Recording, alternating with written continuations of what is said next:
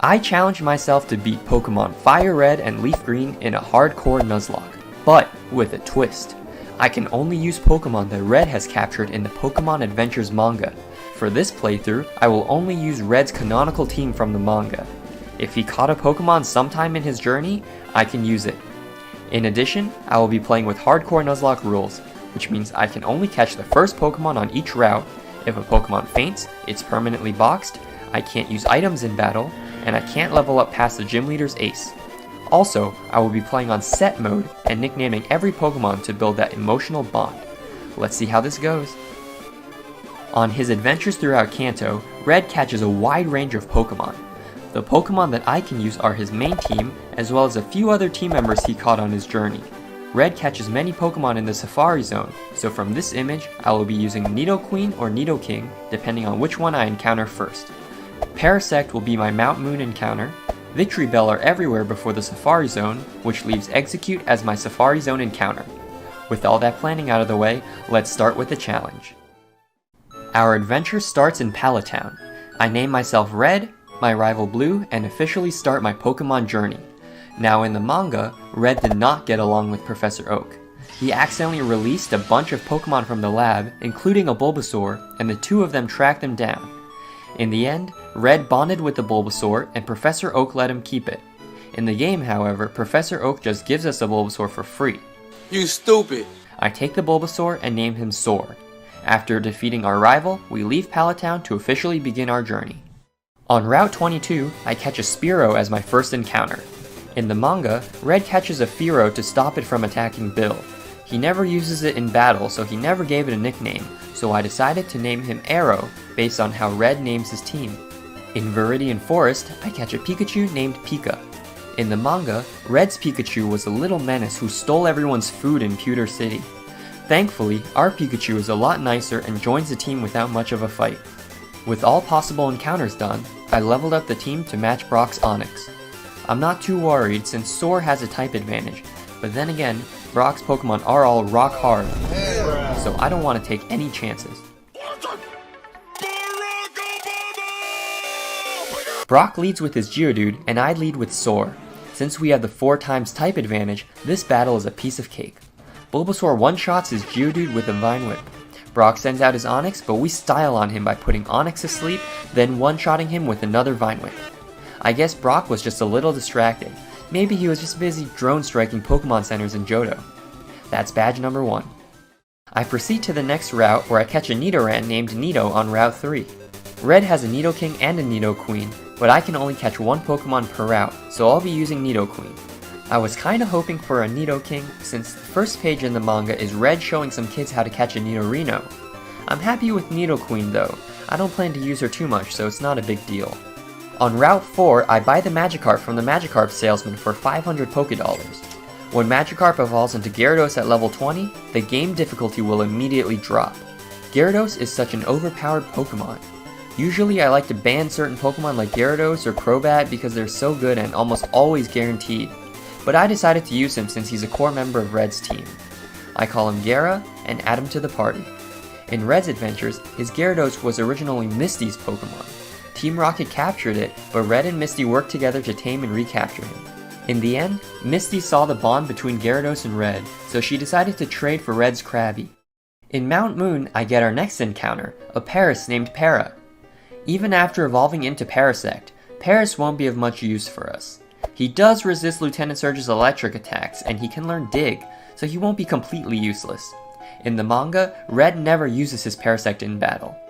Our Paras will be mostly moral support too. As we travel through Mount Moon, Soar evolves into Ivysaur, Nido evolves into Nidorina, and Gyara evolves into Gyarados. In Cerulean City, we first take on our rival Blue at Nugget Bridge. Blue leads with his Pidgeotto, and I lead with Pika. Pidgeotto is a 2-shot with Thunder Shock, but he fires back with a Sand Attack. I'm gonna put some dirt in your eye. It immediately pays off as Pika misses a Thunder Shock, but we're able to tank a Tackle and a critical hit Quick Attack to take out the Pidgeotto next turn. Blue sends out his Rattata next, so I switch into Nido. We take out the Rattata with a double kick, and Blue sends out Abra. I switch into Gyara because I want him out when Charmander switches in.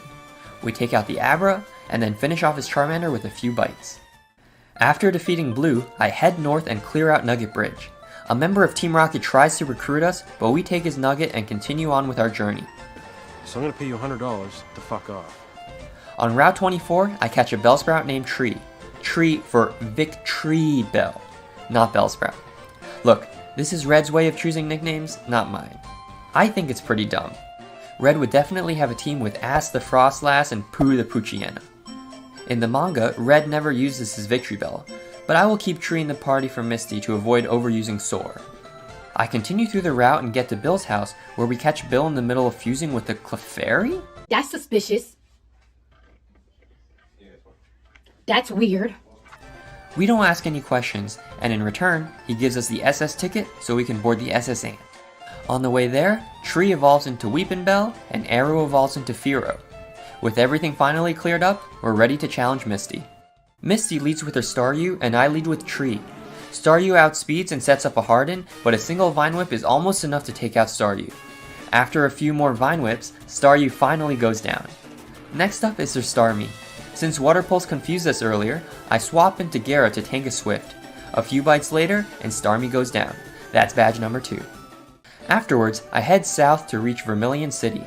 There, we get a new encounter at Diglett Cave, a Diglett named Diggy. In the manga, Red used Diglett for one battle against a type-changing Eevee. For our adventures, I will keep Diggy to help with Lieutenant Surge. With my shiny new SS ticket, I board the SS Ant and look for the captain. Before I can talk to him and get the HM for cut, Blue challenges us to a fight. He leads with his Pidgeotto, and I lead with Pika. Thundershock is a 2-shot again, and Pidgeotto hits us with another sand attack.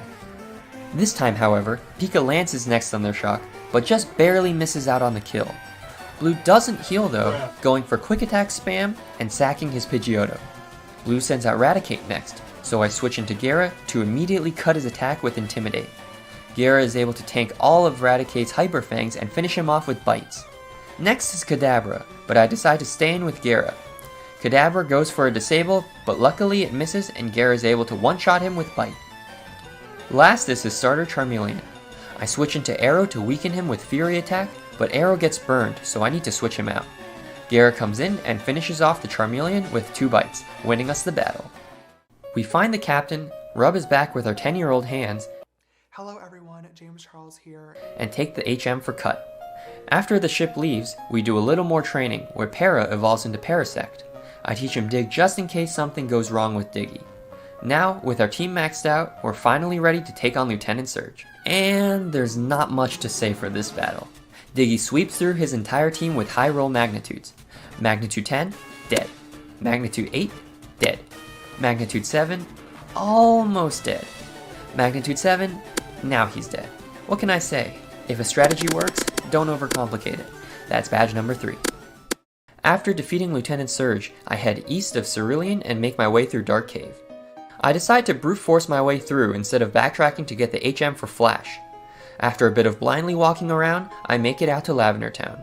On Route 8, I catch a Sandshrew and name him Shrew. Shrew the Sandshrew. Really creative, I know. Red never uses Sandshrew in battle, so he doesn't have a nickname. He only used him to put out a fire from some wild Magmar. At this point, Kanto opens up more, so I can get to Celadon City to pick up the gift Eevee. In the manga, Red's Eevee was experimented on by Team Rocket. He could evolve into Jolteon, Flareon, and Vaporeon whenever he wanted, and also back to Eevee after the battle. After Red rescued Eevee, he helped him heal. Their friendship helped Eevee evolve into an Espeon. Unfortunately, there is no way to obtain Espeon in FireRed LeafGreen, so Eevee will remain unevolved. I name him V and leave him in the PC forever. Instead, I use a Moonstone to evolve Nido into Nidoqueen for the extra stats. With the team maxed out, I decide to challenge Erica. She leads with her Victory Bell and I lead with Arrow. Right as I start the battle, I realize I forgot to teach Aerial Ace to Arrow, so we're forced to improvise. Arrow brings Victory Bell to low health, but Erica heals. Arrow then gets paralyzed twice, so I'm forced to swap into Gara. However, 2 Dragon Rages are enough to take out the Victory Bell. Erica goes into Tangela next, so I swap into Nido to tank a Giga Drain. A few Poison Stings and Body Slams later, and Tangela goes down. Erica sends out her Ace Vileplume, but I stay in with Nido and land a critical hit Body Slam. Vileplume brings us in the red with another Giga Drain, but Nido lands a second crit and takes out the Vileplume, winning us the 4th gym badge. At this point, I get the HM for Fly and start working on the main story. I storm through Rocket Hideout and easily take out Giovanni with Nito. Using the Water Pulse I got from Misty, Nito can one-shot Onyx and Rhyhorn. Last is Giovanni's Kangaskhan, but a few double kicks take her out and her baby too. But instead of giving us the Earth Badge, he leaves the Sylph Scope behind. With our new Sylph Scope, I fly to Lavender Town and rescue Mr. Fuji. On the way up though, we're challenged by Blue again, who definitely is not there to mourn his dead Raticate. But after defeating Erica, our level advantage makes this a very easy fight. Blue leads with his Pidgeotto again, and I lead with Pika. At this point, Pika has learned Thunderbolt, which makes Pidgeotto an easy one-shot. Blue sends out Gyarados next, which really makes me question his AI. Pikachu one-shots him with a 4-time super effective Thunderbolt. Next is Execute, so I switch into Fearow and one-shot him with a Fly. Blue sends out his Kadabra, who tanks a Pursuit and manages to crit and confuse Arrow with Confusion. Looking back, Fly definitely would have one-shot Kadabra. Sometimes, the super effective move isn't always the best option. Now, I'm forced to switch out into Gara. Kadabra lands a second crit, but Gara makes quick work of Kadabra. Finally, Blue's last Pokemon Charmeleon goes down to 2 Dragon Rages. With that out of the way, we climb Lavender Tower and calm the Ghost Marowak with a couple Water Pulses. After clearing through Team Rocket, we rescue Fuji and get the Pokeflute. With our new Pokeflute, we can wake up the sleeping Snorlax. These Snorlax are a pain to catch. They spam rests and are always healing themselves, which makes lowering their HP difficult. Their Stab Headbutt does a lot of damage too, so if you're not prepared, you could easily lose a team member. I started the battle with Leech Seed from Soar to make it a little easier, since I could passively heal each turn. Whenever Snorlax's HP was in the red, he would use Rest, so there was no chance of Leech Seed killing him. Except right now, when Snorlax decided to use Headbutt instead of sleeping. But it's okay, thankfully there's a second Snorlax south of Lavender Town. This time, I'm more careful and we manage to catch him. I name him Snore and add him to the party. In the manga, Red Snorlax was an absolute powerhouse. In the final battle against Blue, Snorlax defeated Blue's Machamp, even at a type disadvantage. Machamp knocked Snorlax high up into the sky, but Snorlax came crashing down with a double edge, one-shotting Machamp. Also, the manga gave us this cursed image of Hard Snorlax. This panel was burned into my memory as a child, so now you get to share that with me. After catching Snorlax, the rest of Kanto opens up. I decide to take Cycling Road down to Fuchsia City. After clearing out the bikers, Soar evolves into Venusaur.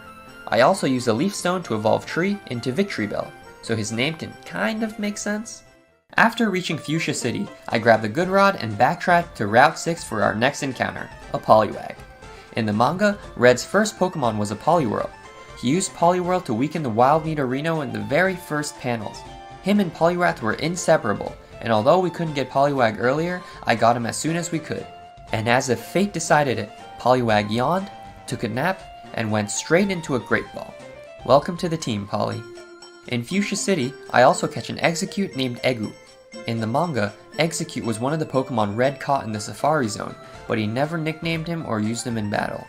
After getting the HM for Surf, I also find a pair of Dentures lying on the ground. I pick them up and return them to the Warden, who gives us the HM for Strength. To prepare for the battle against Koga, I level up my team to the level cap. In that time, Poly evolves into Poliwhirl and then into Poliwrath.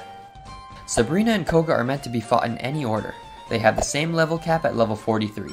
So, to prevent overleveling, I decide to stop at level 41 to fight Koga. With the team maxed out, we take on the Poison Gym Leader. Koga leads with his Coughing, and I send out Snore. 2 Body Slams are enough to finish off the Super Spreader. Your bot is covering up this election! He's stealing it! Next is Muck, who manages to set up 3 Minimizes. Luckily, Snore has good aim and finishes off the Muck with 2 Body Slams.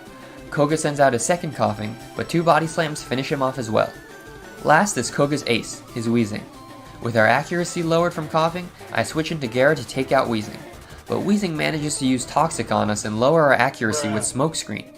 Not wanting to risk missing an attack, I switch into Poly to finish off the Weezing with 2 Surfs. And with that, that's badge number 5. Instead of heading straight to Sabrina, I backtrack to Pewter City to pick up the Old Amber. With Surf unlocked, I go straight to Cinnabar Island and revive our final team member, Aero the Aerodactyl. In the manga, Red was given the Old Amber by Giovanni. He resurrected Aerodactyl and used him in the fight against Moltres. With Aerodactyl added to the team, our roster is finally complete. I level Aerodactyl up to match the team and clear through Sylph Co. Blue is here too, and he challenges us to a battle. He leads with his Pidgeot, and I lead with Pika.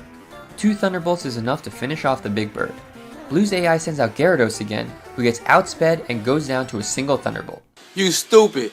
They're not. What's Thunderbolt into Gyarados. 21. you stupid? Blue sends out his Execute next, so I switch into Arrow for his first major battle. He gets paralyzed, but immediately one-shots Execute with the Fly. Blue sends out Alakazam next, so I switch into Snore. Alakazam sets up a Reflect, but Snore lands a critical hit Body Slam and one-shots him. Last is Blue's ace, Charizard. Charizard outspeeds and burns us with a Flamethrower. In return, Snore's Body Slam hardly does any damage, but manages to paralyze Charizard back. I switch into Polly, who takes out the Charizard with 2 Surfs. Charizard only used Scary Face, so I'm guessing the AI saw that we outsped, so it prioritized moves that lowered speed. Either way, we come out with a clean victory against Blue. After the battle, I stupidly talked to the Lapras guy thinking I could reject his offer, but he didn't give me a choice. You stupid. He added Lapras to my PC box, so of course, I immediately released him. I cleared the rest of Sylph Co. and rescued the president from Giovanni. As usual, Giovanni was a piece of cake. Gara takes out his Nidorino and Rhyhorn with a few Surfs. Giovanni sends out Kangaskhan next, so I switch into Sora. I forgot Kangaskhan has early bird, so I keep trying to put him to sleep. Eventually, I switch into Snore to take her out with a Body Slam. Giovanni sends out Nidoqueen, but I stay in and use Body Slam. Nidoqueen sets up a Tail Whip, then lands a critical hit Body Slam. Snore just barely survives, so I play it safe and switch into Polly to take her out with a Body Slam. And with that, Giovanni was defeated. I talk to the president and get my useless Master Ball and head straight to Sabrina. Sabrina tries to tell us a story about how she would bend spoons with her psychic powers, but I have a better one. Hey dog, get some ice cream? It's only a spoonful. She leads with Kadabra and I lead with Snore. Kadabra sets up a Reflect, but that's no match for Snore's physical Shadow Ball. Next is Mr. Mime, but a few Shadow Balls is enough to take her out too. Sabrina sends out Venomoth, who is not a psychic type. I always liked when gym leaders had Pokemon that broke the monotype but fit the theme. Plus, it's an easy one-shot for Arrow. With one fly, Venomoth goes down. Last is Sabrina's Alakazam. Since I'm full HP, I stay in and use Bite. Which was a stupid decision because if Alakazam had crit his Psychic, Arrow would be dead. I should have gone for a Fly if I wanted to stay in. Sometimes a strong stab move is better than a super effective move. I feel like I've heard that before. I switch into Gara for some chip, but Alakazam's Psychics are too strong. I swap into Polly, forgetting that he's part fighting type, and risk losing him to a high roll. You stupid. I swap back into Snore, and I'm forced to risk dying to a critical hit. I manage to rest back up to full HP and Sleep Talk into Body Slam, winning us the battle and the 6th badge. Definitely played that one a little sloppy. Alakazam could have taken out 3 or 4 members if I wasn't careful. Luckily, our team was strong enough to cover our mistakes, but this just goes to show how a couple bad plays could lead to losing half your team. After that close call, I fly to Cinnabar Island to take on Blaine. With our full team of 6, I stumble through the Pokemon Mansion, find the secret key, and challenge Blaine. But with 2 water types on our team, I don't expect this to be a difficult fight. And it isn't. Surf cleanly one-shots Blaine's Growlithe, Ponyta, and Rapidash. Arcanine has a little more bulk however, but that's no problem for 2 Surfs. Or 3. Or 4. Finally, Blaine is out of Hyper Potions, and Polly is able to take out Arcanine, winning us the 7th badge. With no time to spare, I immediately head to Giovanni. With 2 water types and a grass type, I have no worries for this fight. Giovanni leads with his Rhyhorn and I lead with Gara. One by one, his Pokemon fall to this Leviathan. First Rhyhorn, dead. Second Rhyhorn, for some reason, dead. Dugtrio, dead. Nidoqueen, just barely survives. But even with the heals, 2 Surfs are enough to knock her out. Last up is Giovanni's ace, Nidoking. He goes for a weak Thrash, but that's no match for Gara's bulk. With 2 Surfs, Nidoking goes down, winning us the 8th and final badge. On the way to Victory Road, I get stopped by Blue one last time. He leads with his Pidgeot, and I lead with Gara this time. At this point in the game, having Pika on the team is more of a liability without access to a Light Ball.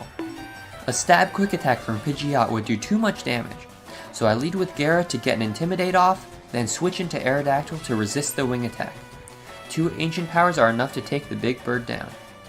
Blue sends out Gyarados next, so I go into our own Gyara to tank the Hydro Pump. Gyara finishes off the mirror matchup with a few bites while Blue's Gyarados spams Leer. Rhyhorn comes out next, but Next is Execute, but a fly one-shots through the paralysis. Execute actually goes for a Solar Beam, which I wasn't expecting. I know he's a grass type, but it still trips me out to see a dozen eggs use a grass type move. Blue sends out his Alakazam next, and I clearly still haven't learned my lesson.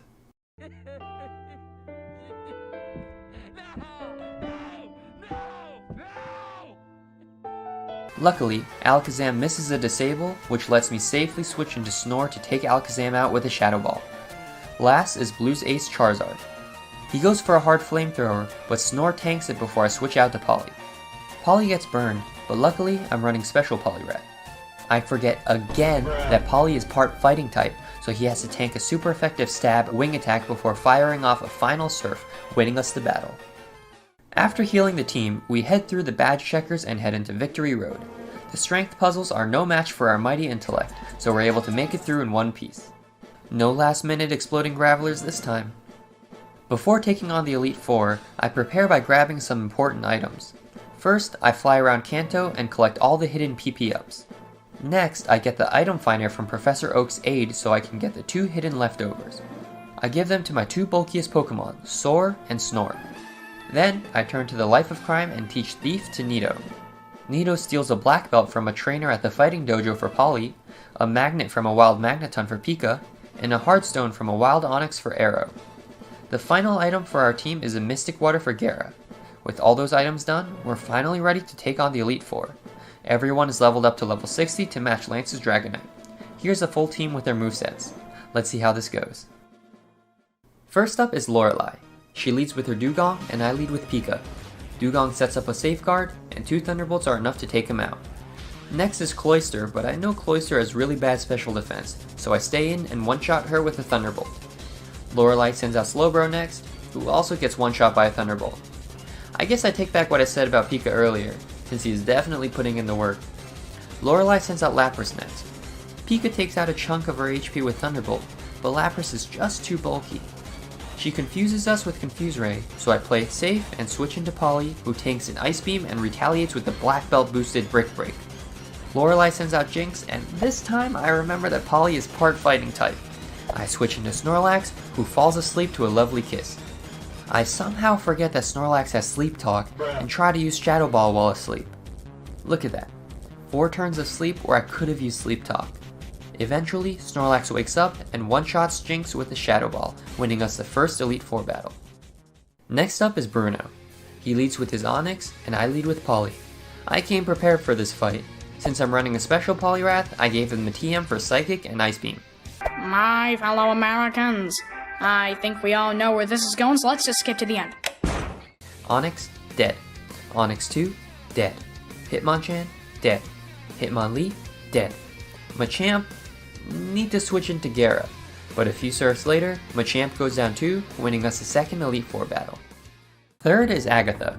She leads with her Gengar, and I lead with Poly. Her Gengar manages to Toxic Poison us, but a single Psychic takes her out. Agatha sends out Golbat next. I want to preserve Poly for a Psychic, so I switch into Arrow to tank a soft Air Cutter. 1 Rock Slide is enough to take out the giant bat. Next is Arbok, so I switch into Gyara to shake off the Intimidate. Arbok only spams Screeches, so I set up Dragon Dance before taking her out with an Earthquake. Agatha sends in Gengar next, so I switch into Snorlax. 1 Shadow Ball isn't enough to take her out, which gives Gengar the opportunity to put us to sleep with Hypnosis. But after a few turns of sleep, Snore finishes the Gengar off, leaving Agatha's Haunter. But I guess Haunter decided he's done with life and tries to commit suicide. 1 Shadow Ball later, and Haunter falls, winning us the third Elite Four battle. Last up is Lance, the scariest Elite Four member for me. But with counters to his flying types and Ice Beams from Poly, I feel confident in our team. He leads with Gyarados, so I lead with Pika. 1 Thunderbolt later, and Gyarados is down. Next up is Dragonair. I switch into Poly as Dragonair wastes a turn setting up Safeguard. The next turn, Poly outspeeds and one-shots Dragonair with an Ice Beam. Next is Aerodactyl, who does a decent chunk with the wing attack. I definitely didn't forget that Poliwrath is part fighting type again. Luckily, Aerodactyl doesn't crit, and a single surf takes him out. Lance sends out his Dragonite, and again I forget that Poliwrath is part fighting type. Fortunately, he doesn't crit, so Poliwrath takes the Dragonite out with an Ice Beam. Last is Lance's second Dragonite. I switch into Snore, who takes a Serpent out with a few body slams. That definitely could have gone sideways. If any of those wing attacks had crit, Poly would be gone and I would lose my best counter against Lance's dragons. I'm getting some serious deja vu here. By the way, did you guys know that Poliwrath is water and fighting type? That means if I'm up against a flying or psychic type, I should switch out. That's news to me. Did you guys realize that after I messed up the first or second or third or 100th time? Man, I'm dumb. Finally, the time has come. The long-awaited battle is here as I step up to challenge my rival Blue. Blue will have the slight advantage in our fight since the level cap I play at matches Lance's Ace Dragonite at level 60. Blue's starter will be at level 63, but I'm confident in our team. Poly, Soar, Pika, Snore, Gara, Arrow. We didn't come this far just to lose in the last battle. Let's do this. Blue leads with his Pidgeot and I lead with Arrow. I chose Arrow over Pika because Pidgeot can't touch us and I don't trust Pika's frail defenses. Arrow misses his first Rock Slide and Pidgeot retaliates with a Sand Attack. I decide it's safe to gamble on another Rock Slide since Pidgeot really can't do any serious damage to us, and it pays off getting the clean one-shot. Blue sends out Gyarados next. With our accuracy and attack drops, I decide to switch out into our own Gara to take out the imposter. Blue's Gyarados spams Dragon Rage, so I set up 2 Dragon Dances before taking out the Gyarados with Strengths. Rhydon comes out next, who gets cleanly one-shot by a Surf. Blue sends out Alakazam next, but with our speed and attack buffs, it's a clean one-shot with Earthquake. Exeggutor comes out next, but since they have bulkier HP stats, I switch into Snore to tank whatever attack he uses. After a soft Giga Drain, Exeggutor puts us to sleep before we can fire off a Shadow Ball. This time, I remember my mistake and use Sleep Talk, but Snore wakes up on the next turn instead. Bruh. After 2 Shadow Balls, Exeggutor's in the red, so Blue uses a full restore before putting Snore back to sleep. I decide to use Sleep Talk on the first turn, which pays off as Snore chooses Body Slam. The paralysis didn't matter since Blue uses another full restore. Judging from Snore's sleep pattern and circadian rhythm, I decide to gamble on a Shadow Ball in hopes that he will wake up this turn. And Snore continues to sleep. Okay, not the worst luck. Surely this time it'll work though. I gamble again on a Shadow Ball, and Snore continues to sleep. Luckily, Snore is naturally bulky, and Leftovers is healing any HP that we lost, but so far, I'm 0 for 3. This goes on for a while, and Blue even uses 2 full restores to drag this battle out even more. Eventually, Snore runs out of Sleep Talks, and it's down to 4 out of 15 Shadow Balls before taking Exeggutor out. That's not something that I want to go through again. Finally, Blue sends out his Charizard. At level 63, this beast is 2 levels higher than my strongest team member, and with a 109 special attack, he will hit hard. I'm confident Snore can tank a critical hit Fire Blast, so I stay in to fish for a Body Slam paralysis. That doesn't work, so I switch into Arrow. Fire Blast does a decent chunk, and at this range, a critical hit could easily knock us out. I gamble on the 90% Rock Slide, and we connect. Charizard goes down, and we've won the final battle. I challenge myself to beat Pokemon FireRed using Blue's team from the Pokemon Adventures manga. Except, there's one thing. Hang on guys, let me show you something. This is Blue's team. Yeah, in the manga, Blue's actually a pretty good trainer. He didn't like weak Pokemon, so no Butterfree Yellow, and no Sunflora Gold. You should use your favorite Pokemon? Well, okay, my favorite Pokemon are Landorus Therian and Ferrothorn. So, this challenge might be a little easy, but I'll make sure it's worth your time. First off, I decided to challenge myself to hack the game code and change some sprites around. I found a program that goes through every sprite available, and I totally forgot this was in the game. I wanted to change the player sprites to blue and the rival sprites to red, but since I'm new to ROM hacking, some of the results were a little off-putting. Oh, red's looking pretty normal, huh? Let me just name him and Oh, And there's walking animations for red and blue, so switching those around was pretty easy. The palette swap affected some other sprites, but I quickly fixed those too. Except these text bubbles. We don't talk about these text bubbles. There aren't sprites for blue when he runs or bikes or flies or surfs or basically anything. I made some custom ones in Photoshop, but I couldn't for the life of me import my edited sprites, so I just reused Blue's walking animation for running. Everything else like flying, surfing, or biking, I'll just edit around. Don't pay too much attention, okay? Ignore this whole section when I surfed a Cinnabar too. Oh my god, bro. Oh, hell. Somebody not know how to flush a toilet after they've had a shit? Disgusting! Other than that, standard Nuzlocke rules apply. Let's do this. As usual, our adventure starts in Pallet Town. You guys already saw what I looked like in the intro, but look at this! I can walk around the overworld as Blue, and my trainer card matches too. I go outside and... yeah, this was my first test to see if my modding worked. I forgot to replace the sprites for my rival, so I had 2 Blues running around the world. It was pretty funny when I challenged myself to a battle. Okay, take 2. I started up a new save file, get jump scared again, and get back to where we were. In the lab, I meet Professor Oak and Red. Now Red is the snarky Nepo baby instead of us. Red accidentally picked Squirtle instead of his signature Soar, and I picked Charmander. In the manga, Blue received his Charmander from Professor Oak, while Red got Bulbasaur. One of my favorite panels is the first time we see him in action, which was against a wild Mew. I name him Delta and add him to the team. We take out Red Squirtle and officially start our journey. By the way, look at this beautiful animation. Blue's back sprite doesn't exist in the game, so I found this back sprite online and sized it down to meet the game's dimensions. In the end, it turned out really nice. Shout out Mid117. Your pixel art is definitely not mid.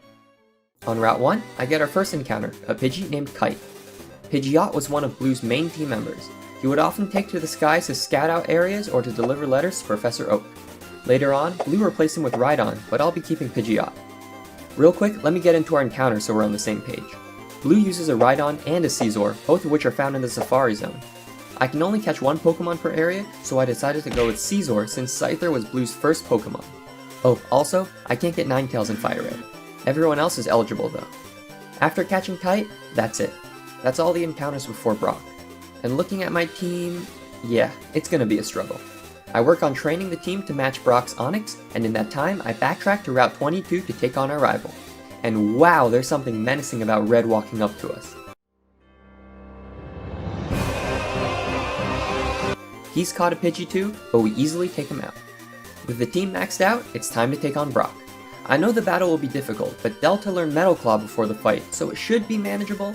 Also, I get close to the next level so we can level up during the fight. Brock leads with his Geodude, and I lead with Delta. Delta takes out Geodude with a few Embers, which brings out his Onix. I know I can tank a Rock Tomb, so I stay in and fish for a burn from Ember, which we get on the first try. Onix does go for Rock Tomb, but it barely does any damage. 2 Metal Claws later, and Onix goes down, winning us the first gym battle. After the battle, Delta evolves into Charmeleon. I always loved that Blue has a Charmeleon on his team. His sly grin matches so well with his trainer's attitude. The 3 of us travel through Mount Moon and arrive at Cerulean City. In this time, Kite evolves into Pidgeotto. I have the option of challenging Misty first, but I know she will demolish our 2 team members with 100% accurate Swifts and powerful stab water pulses. Instead, I head north to get our next encounter. But before we can do that, we're challenged by Red at Nugget Bridge. He leads with Pidgeotto, but Delta and Kite easily take him out. The rest of his team easily goes down too. Poor guy pressed B on his Squirtle evolution twice. On the next route, I catch our next team member, an aberrant named Kaza. In the manga, Alakazam was one of the wild Pokemon that attacked Red and Blue. He along with Exeggutor and Arcanine were taken down by Scizor, and Blue managed to catch all 3. I immediately level up Kaza to evolve him into a Kadabra. Unfortunately, I have some bad news. While clearing through Nugget Bridge, Kite overlevels past the level cap of 21. I'm forced to keep Kite in the PC, so with our team of 2, the battle against Misty will be really difficult. Overleveling can be difficult with only 2 team members, so I should have been more careful and avoided the optional trainers. After leveling up Kaza, I try to take on Misty. Misty leads with Staryu, and I lead with Delta. Delta outspeeds and lands a critical hit Mega Punch, one-shotting the Staryu. Okay, maybe this run is possible. Starmie comes out and takes out both Kaza and Delta. Yeah, this run was never happening. Even with Kite on the team, it would still be difficult because Starmie's Stab Water Pulse just does too much damage. Back to square one. On the next attempt, I don't even make it past Brock. This time, I went in with a different strategy. I didn't want to rely on getting lucky with a burn, so I tried leading with Kite to lower Geodude's accuracy so Delta could set up on him. After 6 sand attacks, Delta comes in and spams Metal Claw. With each hit, we have a 10% chance to get an attack buff. After 6 chances, we get 0 buffs. Onix then comes in and takes our team out. On to attempt 3 then. This time, I use the same strat as before, leading with Kite to use Sand Attack. 6 Sand Attacks later, and Delta comes in again. After 5 Metal Claws, Geodude goes down, and Delta gets 0 buffs again. Way to go, champ. At this point, I realize that the only thing saving me is RNG. Onix seems to pick his moves at random, so as long as he uses Tackle or Bind, we'll be fine. My only win condition is to lower his accuracy with Sand Attack or hope for a burn before he randomly selects Rock Tomb. I stain and spam Ember, and for some reason, Onix never uses Rock Tomb. Delta gets the burn at the very end, defeating Onix and winning us our first gym badge. At this point, I take some time and catch up to the first attempt. Nothing different happens, but I'm more careful with the avoidable trainer battles. With everything ready, I challenge Misty one more time. This time, I lead with Kaza against her Staryu. Since Staryu isn't Psychic type yet, it's an easy one-shot with Psybeam. Starmie comes out next, who trades attacks against Kaza. We both manage to confuse each other, but a held Persim Berry cures our confusion. I switch into Kite while Starmie only hurts itself in confusion. Another quick attack and Starmie goes down, winning us a second gym badge. Before we take on Lieutenant Surge, we can get another eligible encounter, a Machop in Rock Tunnel. But in order to do that, we first have to clear through the SS Sand to get the HM for Cut. On the way to the captain, we get stopped by Red again. His team wasn't too difficult. Delta easily takes out Pidgeotto, and Red sends out Wartortle. Hey, look who finally evolved! Wartortle has Bite for Kaza and Water Gun for Delta, so I stay in with Kite to lower his accuracy with Sand Attacks. Wartortle only sets up Withdraw, so I switch into Kaza to take out the Wartortle with a Psybeam. Raticate comes out next, so I set up a Reflect before switching out to Delta to take out the Giant Rat with a few Embers. Hey guys, well actually contrary to popular belief, your Rebel's Raticate was not killed. The Raticate you fight on the SSN is in fact a different Pokemon from the run that you fought earlier. You can see my entire explanation in my video. But hey, that's just a theory. A game theory. Thanks for watching. Okay, thank you MadPat, that's enough. Red sends out Kadabra, and the cheeky fella uses Disable before we're able to attack. He then lowers our accuracy with Kinesis, which causes Mega Punch to miss. I switch back to Ember as Kadabra misses a Disable, then trick him by switching it up with Mega Punch as he disables our Ember, which wins us the battle. After getting the HM for Cut, I take a detour to Rock Tunnel to get our next encounter, Dazzle the Machop. Named after, of course. In the manga, Machamp was one of Blue's original Pokemon. During a team mix-up with Red, Machoke and the rest of Blue's team got switched with Red's team. Blue immediately started training Polly, Pika, and Soar, but Blue's Pokemon did not listen to Red. He tried to convince them to play in the river, but instead, they started training on their own. After switching their teams back, Machoke evolves into Machamp. I catch our Machop and level him up to the level cap to get ready to challenge Lieutenant Surge. Surge leads with Voltorb, and I lead with Dazzle for his first major battle. Dazzle easily takes out Voltorb and his Pikachu immediately after. Raichu comes out last, and to avoid a potential crit, I switch into Kaza, who takes Raichu out with a Psybeam, winning us the battle and our third gym badge. I head through Rock Tunnel again, this time going through to the other side and arriving at Lavender Town. At this point, Blue doesn't have enough Pokemon for Professor Oak's aid to give him the HM for Flash, so I have to blindly stumble through the cave. After battling the trainers, Dazzle evolves into Machoke. On Route 8, I get our next encounter, a Growlithe named Amber. In the manga, Arcanine was one of the Pokemon that attacked Blue and Red, along with Alakazam and Exeggutor. But since we have Delta on the team, I won't be using Amber much for this playthrough. I make my way through the route and get to Celadon City. Here, I can get my next encounter, the elusive Porygon. But in order to get Porygon, I need to have a full coin case. After bumming around for coins on the ground, I tried gambling to test my luck. I ended up setting up a script to automatically gamble for us. After maxing out our coin case, I head next door to pick up our encounter, Chell the Porygon. In the manga, Blue got his Porygon from the Celadon Game Corner, just like we did. Later on, his Porygon evolved into Porygon 2. Real quick, I used the Universal Pokemon Randomizer to make evolutions like Machamp, Porygon 2, Caesar, and Alakazam possible in the base game. It's definitely more fun to use these Pokemon that normally would be impossible in a regular playthrough. The power of science is amazing. With all possible encounters obtained, I level up the team and challenge Erica. I'm gonna be honest, this battle won't be difficult. Delta, Kite, and Amber are super effective on everyone. Kaza is super effective against Victreebel and Vileplume, and Chell knows Psybeam, so they're included too. And Dazel's just chilling in the back. Erica leads with her Vileplume, and I lead with Chell. Victreebel immediately poisons us, but Chell lands a critical hit Psybeam, one-shotting Victreebel. Tangela comes out next, so I switch into Amber, who tanks a pretty decent Giga Drain. Tangela poisons us, but Amber easily takes Tangela out. In hindsight, I should have bought a Firestone from the department store and evolved Amber into Arcanine for the extra stats. Ember would have one-shot Tangela, but honestly, it's not a big deal. Vileplume comes out last, so I switch into Delta. A couple Embers later, and Vileplume is in the red. Delta gets paralyzed, so I switch into Kite, who takes a Vileplume out with a Quick Attack, winning us the 4th gym badge. Now it's time for our regularly scheduled story elements. We storm through Rocket Hideout and demolish Giovanni and his grunts. Hey, I wonder what Giovanni's looking at. Jesus, man! You actually find this stuff funny? Not sure if Pokemon or Titanic? What is wrong with you? Anyway, we challenge this loser to a Pokemon battle. Giovanni leads with Onix, and I lead with Dazel. Onix easily goes down to a single low kick. Rhyhorn comes out next, who meets the same fate. Last is Kangaskhan, who falls to a Karate Chop and a low kick, winning us the battle. I pick up his Silph Scope and immediately head over to Lavender Tower. Before we can go any further, we're challenged again by Red. This time, he's just standing there with his back turned and... Hey guys, it's me, MagnusPKMN again. I know your rival's text makes it sound like his Raticate died, but I assure you he's not. I made a big video disproving the theory, so please stop saying it. Anyway, shout out to MagnusPKMN. Make sure you guys like and subscribe to his channel. I'm off to make another Five Nights at Freddy's theory. See you guys later. Oh, thanks MattPat. Appreciate your authentic and very real message. Anyway, Red leads with Pidgeotto and I lead with Chell. I taught Chell Shockwave, and with our level difference, it's an easy one-shot.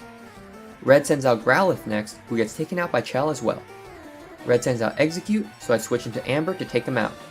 Wartortle is up next, but a few Shockwaves from Chell takes him out as well. Last is Kadabra, but Delta makes quick work of him too. Not much to say about this battle. Red should have paid attention to the level caps, I guess. After that, I climb up Lavender Tower and rescue Mr. Fuji from the Rocket Grunts. He gives us the Pokeflute, so I head left of Celadon to wake up the sleeping Snorlax. These Snorlax are pretty easy when you're not trying to catch them. Watch this.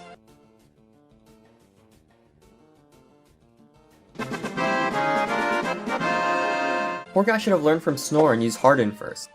After clearing the Snorlax, we can head through Cycling Road and... oh my god. Pause. Cut all of this. I couldn't import the proper sprites, so when I hop on my bike, I turn into Bizarro Red. Forget this, nothing big happens on this route.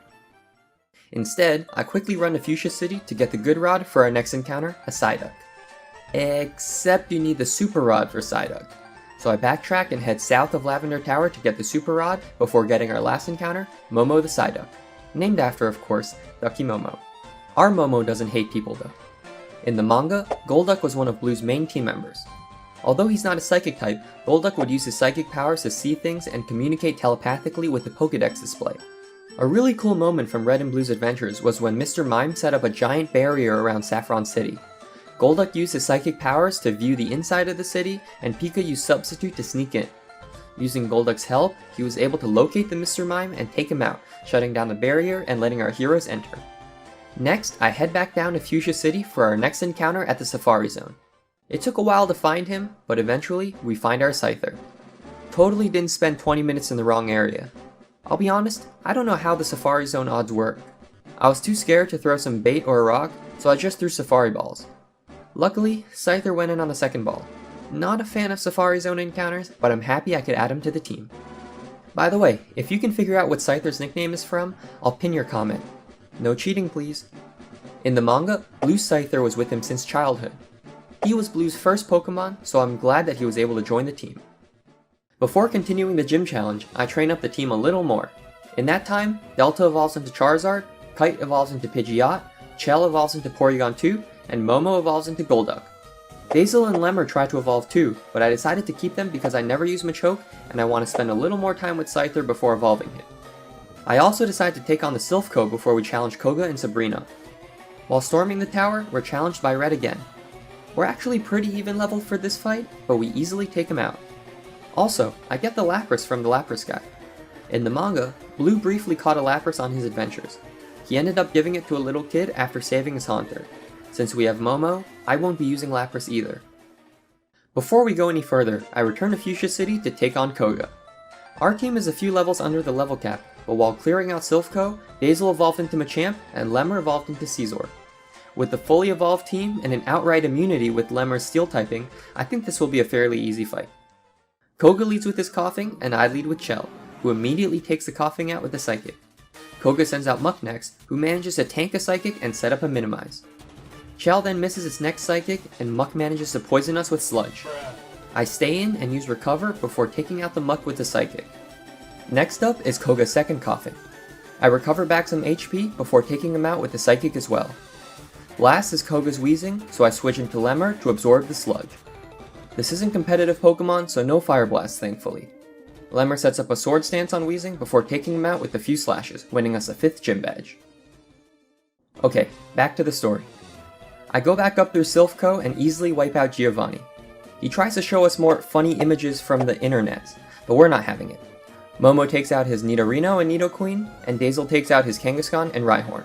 That's badge number... oh, oops, that's later. Giovanni leaves and we rescue the president of Silphco, who gives us a Master Ball. With the team close to the level cap, I head straight to Sabrina. She leads with Kadabra and I lead with Delta.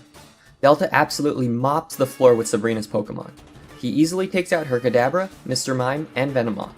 Her Alakazam gives us more trouble though, getting a special defense drop on Delta. I know he can't survive another Psychic, so I switch into Lemmer to resist the attack. I busted out my calculator to see if we could survive another Psychic, since we're underleveled and I don't think even my bulkiest team member could survive 2 Psychics. Since the first Psychic did 37 damage, with the special defense drop, the next Psychic should do 37 divided by 2/3, which is 55 damage. I decide to stay in, and Lemmer tanks it. We retaliate with a Slash, taking out the Alakazam and winning us a 6th gym badge. I continue with the gym challenge, surfing south of Pallet Town to reach Cinnabar Island. Oops, cut this footage too. I stumble my way through the Pokemon Mansion and find the secret key. By the way, I think this is the first time I've seen this interaction in FireRed and LeafGreen. I guess I've never used a Steel type against a Magnemite before. With the secret key, we unlock the gym and challenge Blaine. Momo easily takes out all of Blaine's team. This should say I hate people and fire types. Delta tags in for the final Arcanine, but that was a very easy battle, despite being way under the level cap. That's badge number 7. As we leave the gym, Bill pulls us aside to help him with the Sevi Islands. Normally you can just say no to his offer and continue with the gym challenge, but I wanted to get one last encounter here. In Berry Forest, I get my last encounter, a Wild Execute. Executor was one of the Pokemon that attacked Blue and Red along with Alakazam and Arcanine. I won't use Executor, but I wanted to catch him to complete the encounters. And since this is our last encounter, I use the very precious Master Ball to guarantee this difficult catch. Into the PC you go. After helping Bill, we're no longer held hostage on Sevi Islands and can return to Kanto to challenge Giovanni. He leads with Rhyhorn and I lead with Momo. And it's a pretty easy sweep with Surf. One by one, all of Giovanni's Pokemon fall to the hands of this people-hating duck. This should say I hate people and fire types and ground types. That's badge number 8. On the way to Victory Road, we're challenged one last time by Red. All his Pokemon go down pretty easily, so I won't go into too much detail. Alakazam gave us a little scare, but it wasn't a challenge at all. After going through the badge checkers and clearing through Victory Road, we make it to the Pokemon League. Before I take on the Elite Four, I backtrack to get a few items. I teach Amber Thief and steal a Sharpbeak from a Wild Fearow for Kite, a Black Belt from the Fighting Dojo for Daisel, and a Focus Band from a Wild Machoke for Caesar. I also give the Quick Claw to Chell, the Mystic Water to Momo, and the Charcoal to Delta. Unfortunately, Blue doesn't catch enough Pokemon, so I can't unlock the item finder to get the hidden leftovers. With the team leveled up to match Lance's Ace Dragonite at level 60, we're ready to take on the Elite Four. Here's a quick preview of the team. Let's do this. First up is Lorelei. She leads with Dugong and I lead with Chell. Chell is a beast.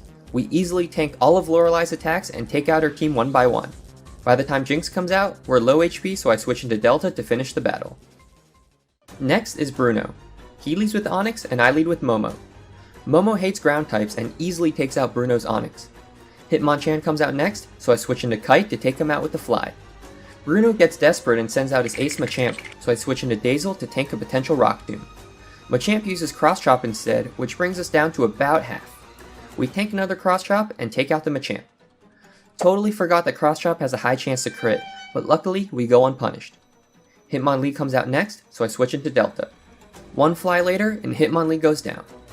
Bruno sends out his final Onyx, but he doesn't know any Rock type moves. A few Dragon Claws later, and Onyx goes down, winning us the second Elite Four battle. Next up is Agatha. She leads with Gengar, and I lead with Chell. Gengar sets up a double team, but Chell lands a second Psychic and takes her out. Agatha sends out Golbat next, who also goes down to a single Psychic. Arbok is next, and you can probably guess what happens. Gengar 2. Haunter comes out last, but Momo easily takes her out, winning us an easy third battle. Last up is Lance. Our team is stacked with counters against his dragon types, so I'm not too worried. Lance leads with Gyarados, and I lead with Chell. Thunderbolt easily takes out the Leviathan, and his follow-up Aerodactyl as well. Lance sends out Dragonite next, so I switch into Momo to take him out with a single Ice Beam.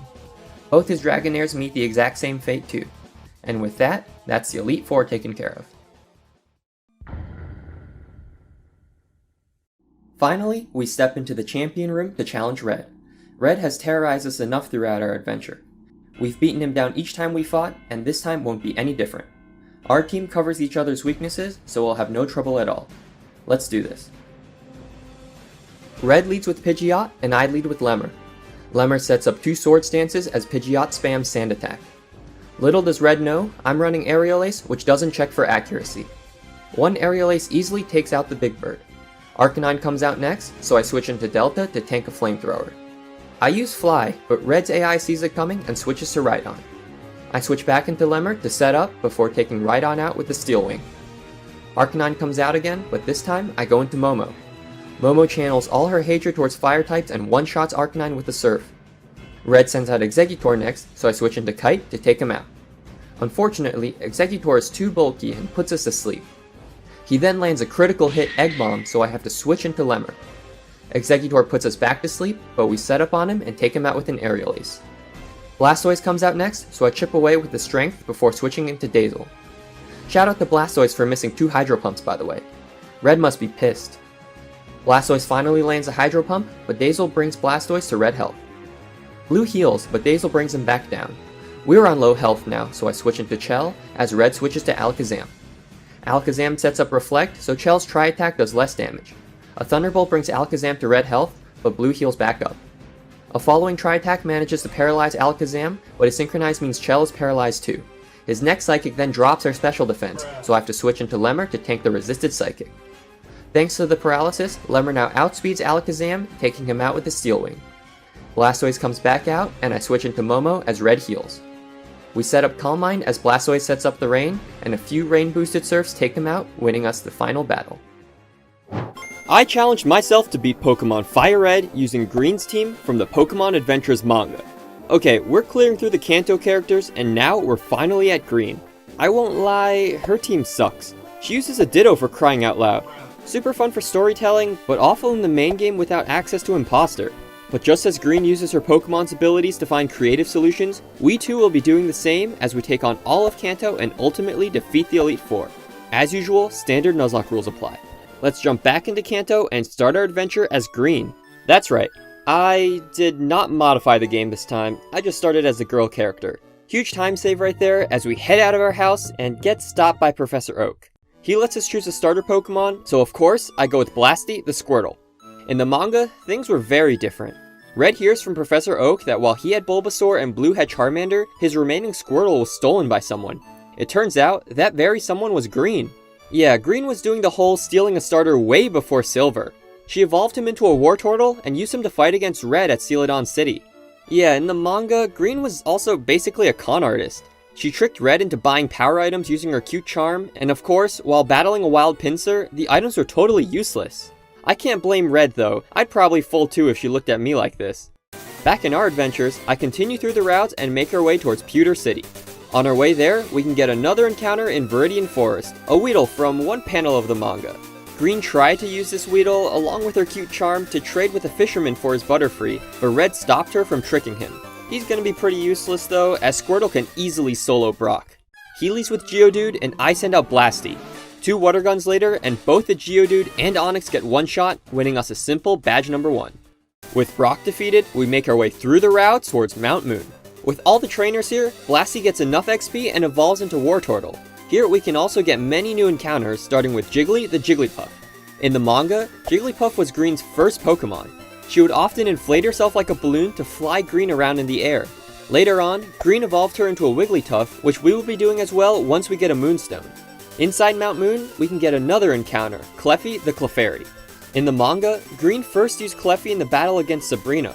Sabrina and her Kadabra had used their psychic powers to put Green in an illusion, and in order to break out, she sent out Cleffy and Jiggly from, Pokeballs from her chest, in order to attack with Sing and Growl to disrupt Sabrina's concentration. After she escapes, Sabrina and Team Rocket unleash their Zapdos, Moltres, and Articuno hybrid against our heroes, so Red uses his Moonstone to evolve Cleffy into Clefable, who uses Metronome to catch the monstrosity off guard for our heroes to take it out. Back in our adventures, we finally arrive at Cerulean City. Before we take on Misty, I first defeat Blue, clear through Nugget Bridge, and continue through the routes to get our next encounter, an Abra. In the manga, Green used her Abra to teleport Silver in order to protect him from their battle against the Masked Man. She never used Abra outside of this one scenario, but I wanted to catch him for completion. With all our encounters done, we clear through the routes and arrive at Bill's house. What are you doing? What are you doing? Nothing. Me? Just hanging around. Yeah, he can do whatever he wants, just stay away from our Cleffy, you weirdo. Now that our team's all leveled up, we head back to the gym to take on Misty. She leads with Staryu, and I send out Cleffy. Staryu starts the battle with a Harden, but a Mega Punch does a lot of damage. On the next turn, Staryu fires back with a powerful Water Pulse, even getting a critical hit, but another Mega Punch takes him out, which brings out Misty's Starmie. At our current HP, I switch into Blasty to avoid losing Cleffy to another critical hit Water Pulse. We easily tank it and take out the Starmie with a few super effective bites. That's badge number 2. With Misty defeated, it's time to head south to Vermilion City for our next gym badge. First, we clear through the SSN, where I decide to use my 2 Moonstones to evolve Jiggly and Cleffy. The increased stats are definitely needed to deal with Blue as he sends out Pidgeotto. We lead with Blasty, who takes the bird out with 2 Water Pulses. Blue sends out Ivysaur next, so we get off Mega Kick before falling asleep to a Sleep Powder. I switch into Cleffy as Ivysaur sets up a Leech Seed, but a few Mega Punches quickly take him out. Blue sends out Raticate, so I switch into Jiggly to deal with him. Unfortunately, Raticate just does too much damage, and after an unfortunate flinch from a Hyper Fang, we manage to get a Disable off before switching into Blasty to finish off the giant rat. Blue sends out his Kadabra next, who misses a Disable as we nearly take him out with a bite. On the next turn, I play around the Disable and go for a Water Pulse, which pays off, taking out the Kadabra and winning us the battle. Finally, with the team leveled up, it's time to take on Lieutenant Surge. Our team is pretty weak to his Raichu, especially that Blasty will get outsped and one-shot by a Shockwave. He leads with Voltorb, and I send out Blasty. I figured that I could use him to take out his lead Voltorb and Pikachu, which would let Jiggly and Cleffy take care of his Raichu. Our plan works, as Blasty takes out Voltorb and Pikachu with Water Pulses and Digs. Luckily, Pikachu is only level 18, or we could have gotten outsped. When Raichu finally comes out, we're low HP, so I switch into Cleffy. Raichu immediately lands a critical hit Shockwave, healing about half our HP. On the next turn, Raichu tries to set up a double team as we retaliate with a Mega Punch, dealing over half. Raichu then goes for another Shockwave, but we tank it and fire off another Mega Punch, taking out Raichu and winning us our 3rd gym badge. With everything cleared, it's time to stumble through Rock Tunnel and arrive at Lavender Town. From here, we head west to Celadon City, where we can prepare for our next challenge, the formidable Erica and her team of grass types. We've got the same problem as Lieutenant Surge, with Blasty being weak to her team and Jiggly and Cleffy being kinda useless. Luckily, Celadon is the shopping central of Kanto, so we're able to pick up a few items to help us out. In the game corner, I also ran my auto-gambling script I used in my video playing as Blue to get many copies of Ice Beam, which will be critical for taking out Erica. With everything ready and the team leveled up, it's time to take her on. Erica leads with Victory Bell, and I lead with Cleffy. We start the battle with an Ice Beam, outspeeding and taking out a huge chunk of her HP. Victory Bell tries to use a Stun Spore, but she misses her attack, allowing Cleffy to take her out on the next few turns. Erica sends out Tangela next, who gets one-shot by another Ice Beam. It's starting to look like a Cleffy sweep as Erica sends out Vileplume. We outspeed again and fire off a Psychic as Vileplume misses another Stun Spore. Like her teammate before, we finish her off with an Ice Beam, winning us our 4th gym badge. Sorry Erica, better luck next time. Alright, that's 4 badges down, you know what that means. Story time! We clear through the spinning puzzle at Rocket Hideout, take out Giovanni with a little help from Cupid's arrow, and picked up the dropped Sylph Scope. With this, we can clear through Lavender Tower, take out the Ghost Marowak with a few water pulses, and rescue Mr. Fuji. He gives us a Poke Flute, which lets us wake up the sleeping Snorlax. We're not here to catch them though, Red can take care of that. Instead, we head south to Route 14, where we can catch our next team member, Diddy the Ditto. In the manga, Ditto was Green's 3rd team member. We first meet him when Team Rocket cornered Green at the edge of a cliff. They sent out Tauros, who could control the rest of Team Rocket's Pokemon by swiping its tail around. After a brief scuffle, Tauros charged off the cliff, dragging poor Diddy along with them. Team Rocket remained unfazed as Tauros climbed back up the cliff with Diddy nowhere to be seen. Soon, however, Tauros started whipping its tail around, commanding Team Rocket's Pokemon to turn against their trainers and attack them. It turns out, Diddy had transformed itself into Tauros, giving our heroes enough time to escape from the previously dire situation. Later on, Diddy would also disguise as other people, allowing Green to disguise herself as anyone she wanted, Mission Impossible style. After catching Diddy, we continue through the routes and arrive at Fuchsia City. Here, we can head to the Safari Zone for another encounter, Nido the Nidoran. In the manga, the first time we see Nido was when we first met Weedle, as Green was trying to trick the fisherman to trade for his Butterfree. Nido went on to be a staple part of Green's team, evolving into Nidorina and later Nidoqueen in a tense battle against Deoxys. Before taking on Koga, we can get one more encounter, a Horsey named Queen. If you've seen my video playing as Silver, you'll recognize this familiar face. In the manga, Horsey was originally Silver's Pokemon. Prior to their adventures, Green and Silver were trapped by the Masked Man, and after they escaped, they traded Horsey for Snubble as a remembrance of their shared time together. They later traded back, so until we get Snubble, we'll keep Queen in our party. Now, with all our encounters done, I leveled up the team to challenge Koga.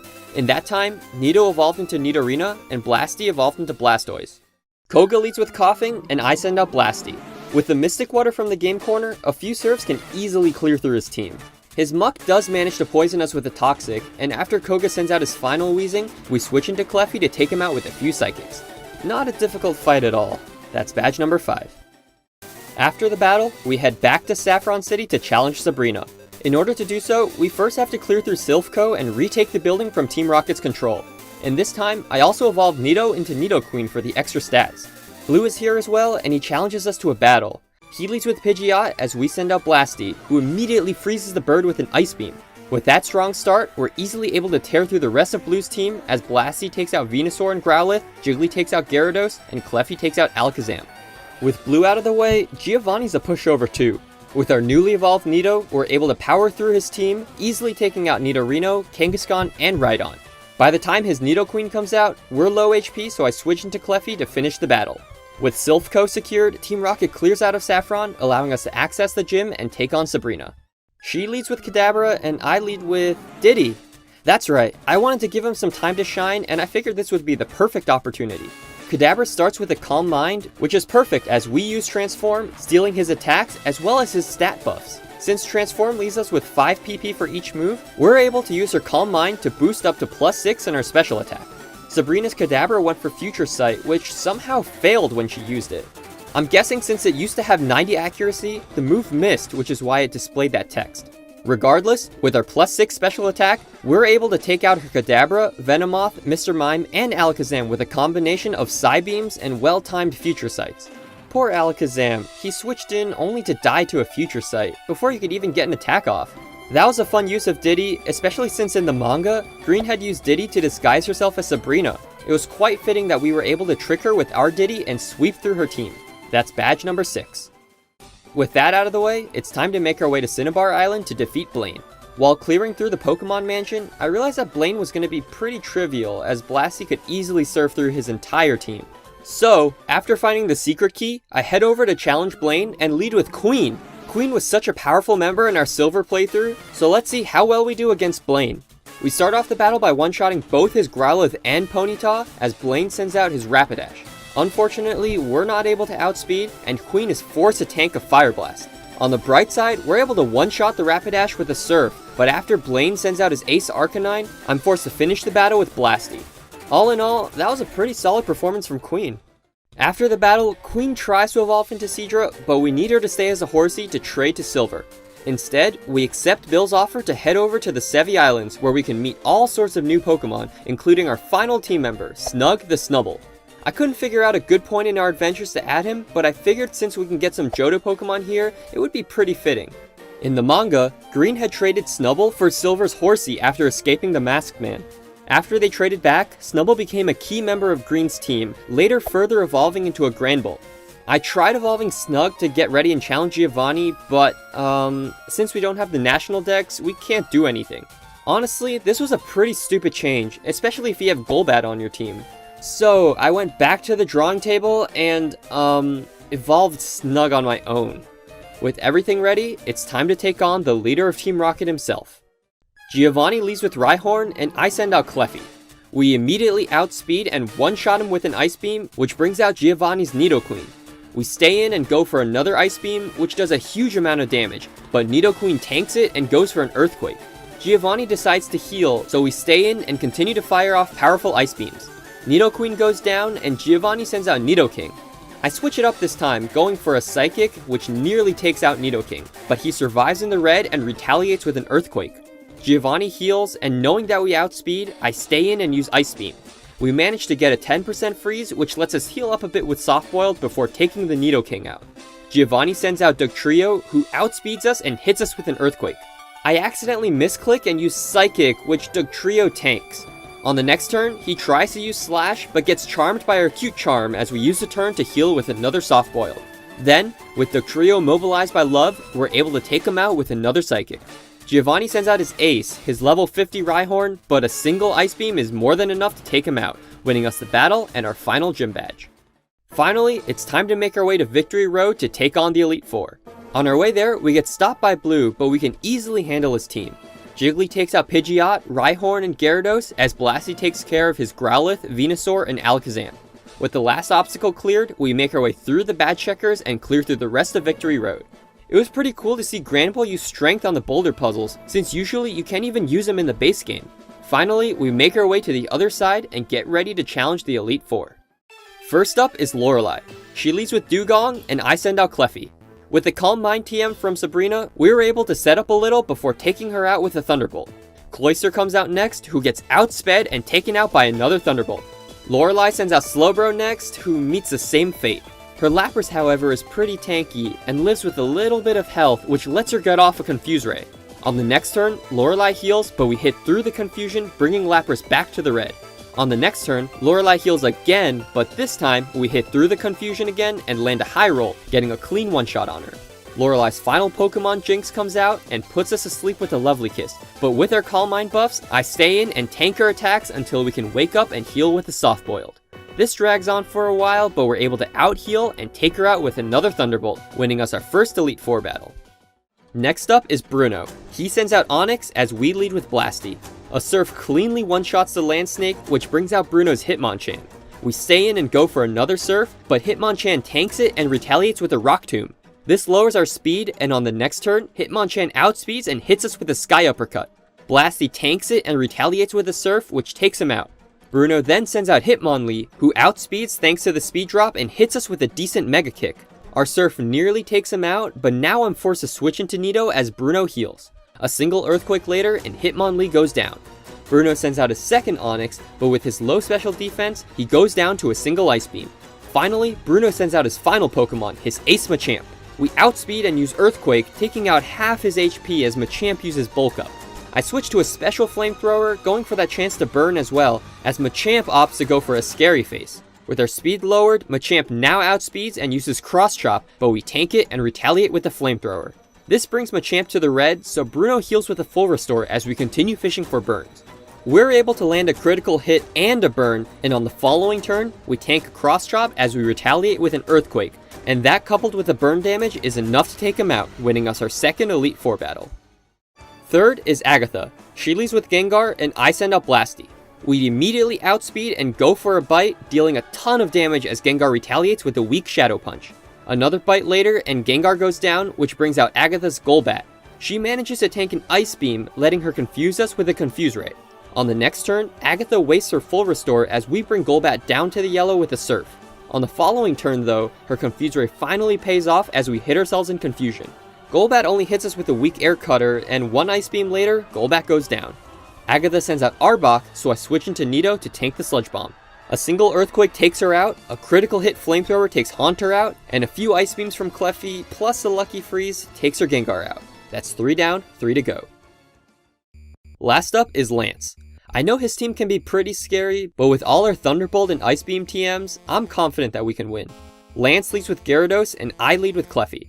We start the battle by setting up a Calm Mind as Gyarados goes for a weak Dragon Rage. One 4-time super effective Thunderbolt later and Gyarados goes down.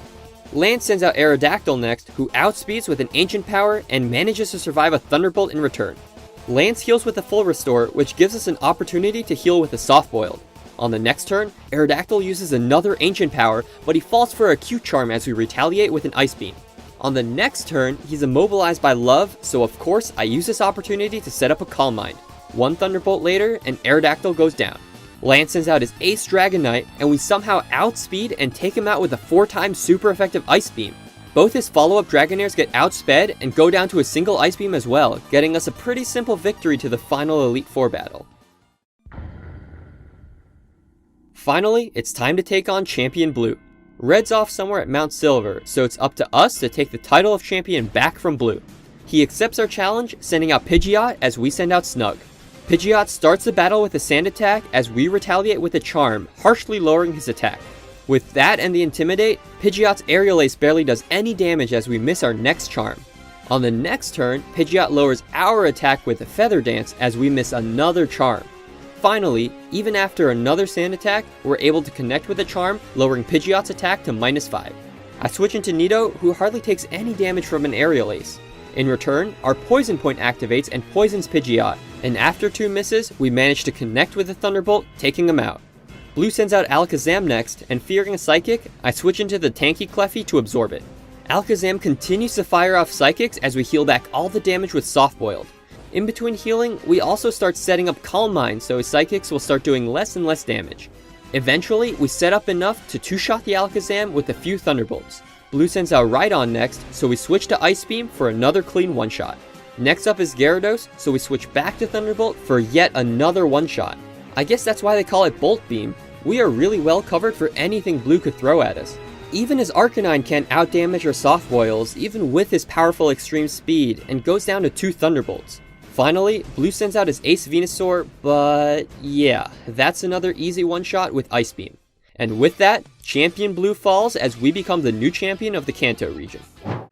So, I've done Hardcore Nuzlockes using Red's team, Blue's team, and Green's team, so what more is there? You have your male protagonist, your rival, and your female protagonist. Well, in the manga, there was a secret 4th character, someone blessed with magical healing powers and a special bond with Red's Pika. I'm of course talking about Yellow, my favorite underdog who came from nothing and put together an awful team to stop the Elite Four's evil plans. Any character with a fun gimmick is an instant win in my books, so Yellow and her fishing rod can go in my hall of favorites, along with Gold and his billiard trick shots, and Black with his mind-emptying abilities. Like with my Blue video, I made sure to make custom sprites, so check out our new overworld look, as well as our back sprite in battle. I picked Soar just so our rival could have his signature Charizard, but as soon as we get situated, I pick up some Pokeballs and start catching our real encounters. First, on Route 1, we catch a Rattata named Ratty, who is actually Yellow's first Pokemon. Yellow was attacked by a wild Dratini, but Red happened to be there. He sent out Soar to take him out before letting Yellow borrow Pika to catch a wild Rattata, helping Yellow start her journey before flying her back to safety. Rattata actually has 2 possible abilities, and we got pretty lucky that we got Guts, which will up our physical attack when Ratty's burned, paralyzed, or poisoned. His other ability, Runaway, is basically useless though. Up next on Route 2, we catch a Caterpie named Kitty, who is another key member in Yellow's team. Kitty was mostly unevolved in Yellow's arc, but as a Caterpie, he was able to support the team with his strong Silk, which led to one of the coolest moments in the manga. We'll get to that part later, but trust me, the reveal was really cool. Finally, in Viridian Forest, we catch the one who started it all, a Pikachu named Pika. In the manga, Red mysteriously goes missing after he heads off to meet with the Elite Four, and shortly after, an injured Pika stumbles into Professor Oak's lab asking for help. Yellow's the only one who can help him, so the two of them set off to save Red and stop whatever the Elite Four was planning. Now, before we can go too far, we need to take on Brock. I know our team's looking pretty dire, which was my biggest concern going into this challenge, but we've came up with a pretty consistent strategy. Kitty's evolved into Butterfree, and we've got the Compound Eyes ability. See if you can figure it out before I reveal it. Alright, here we go. Alright, so the plan is, we will growl, because Thunder Wave will not affect him. He went for the tackle, 6 damage, that's not bad. We are plus defense. Okay, doing less and less. Okay, defense curl, that's fine. When the crit comes, I would prefer the crit to be on Pika. How many are we at? One more. Let's see. Oh shoot, a bunch of your messages didn't load. Static worked! Yo, let's go! Let's go, okay. Okay, that's all our growls. He's paralyzed, so we don't have to spend a turn to Stun Spore. So let's set up Hardens. Okay, that's really good. Yeah, he's just gonna waste turns. Let's see how much that does. Nothing. Okay, so he's -6 attack. We will be +6 defense. Rock Tomb doesn't make contact. Yeah, I need him to tackle or bind me. That sounded weird. Here we go, full para. We've got 2 more Hardens to go for before we start taking them out. Okay, so far we've only taken 3 or 4 damage. We are maxed out on defense. Now we'll go for confusion. Now I'm thinking, when Onyx comes out, if we use Stun Spore, he's gonna be slower than us, right? So won't the AI always go for Rock Tomb then? Alright, we get the,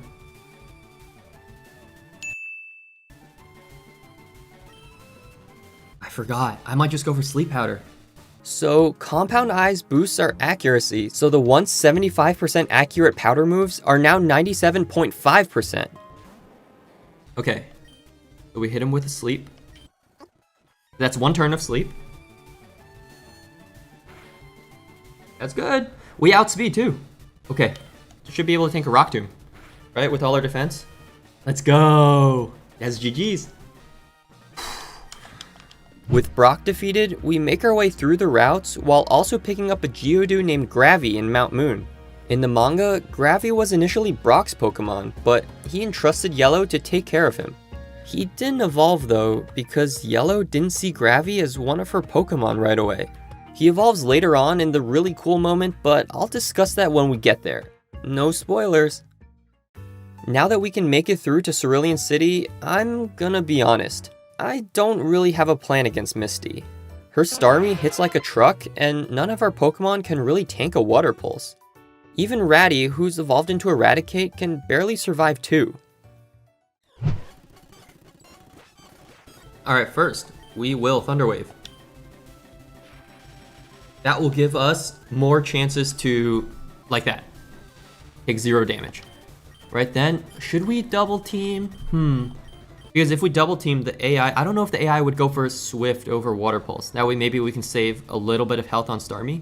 Might as well. We'll go for 1, just to see what happens. Okay, we will have to not get crit. That is scary. There's always a chance for a para, right? Oh, okay, or we can get a crit, okay. Let's go, Pika.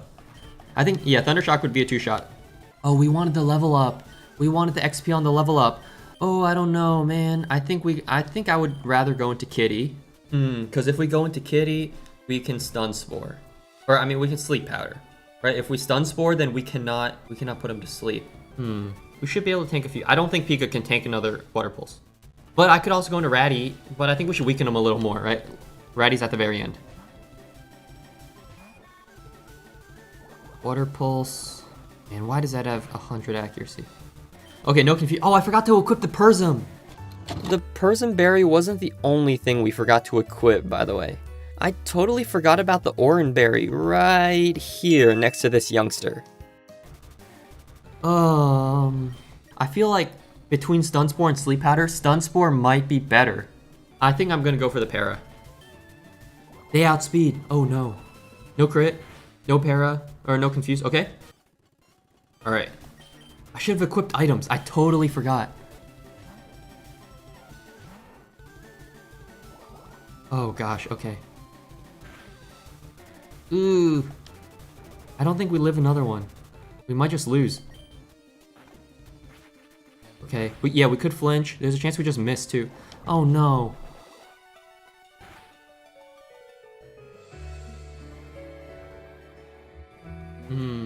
It's doable, but I wanted to have Raticate through.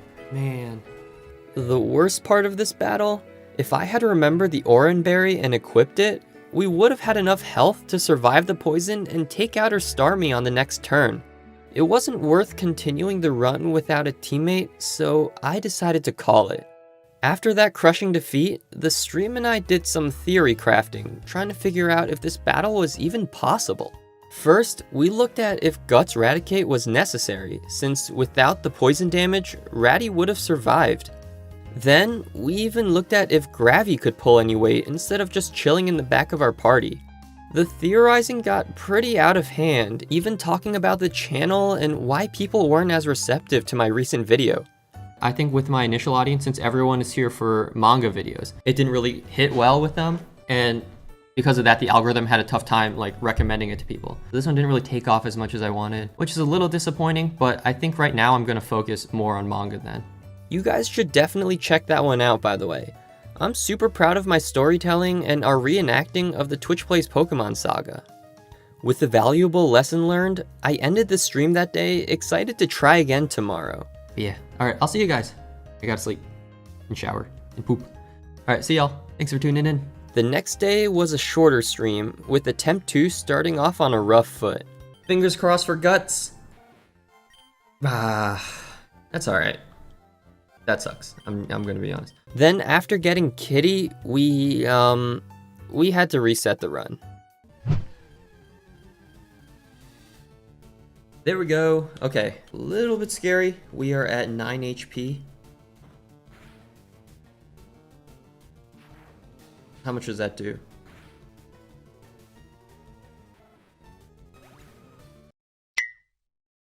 Bruh. Attempt 3 was a little better since we could actually get our encounters this time. Unfortunately, no luck with Guts Raticate though. Oh, I forgot to check. Are we Guts? Impish again? Runaway? Wait a minute. That's the same as the last Rattata. Against Brock, we used the same strat, and I gotta be honest, it's pretty darn consistent. Not bad. Alright, I'm definitely gonna have to stop after Brock. I need to pee. I had to pee, and it was getting late, so we ended the stream after about an hour and a half. Little did I know, the next time I'd boot up the stream again, we'd be in for one heck of a ride. 4 days later, I tried again, and this time, we were not stopping until we beat the game. This stream ended up going for almost 7.5 hours. I'm gonna condense the rest of Attempt 3 because our No Guts Raticate could not hang with the rest of the team. And then we'll go for the Stun Spore like usual.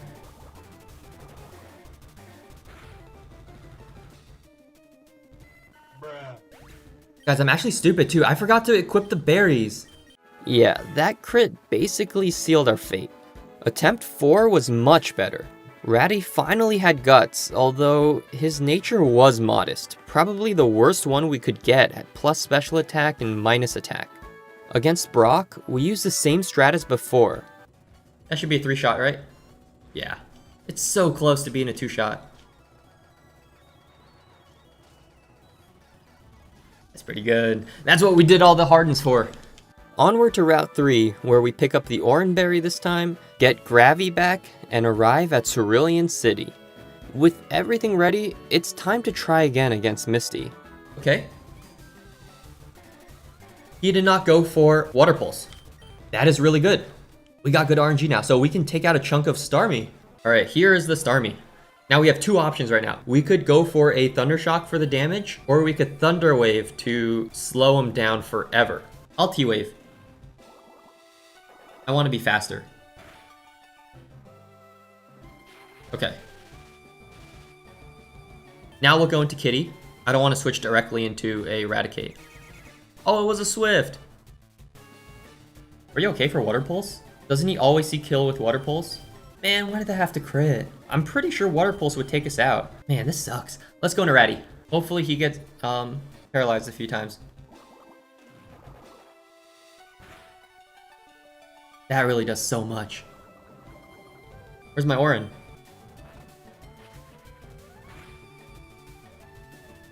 Yo, let's go! No way! Okay, we win! As long as we don't miss, right?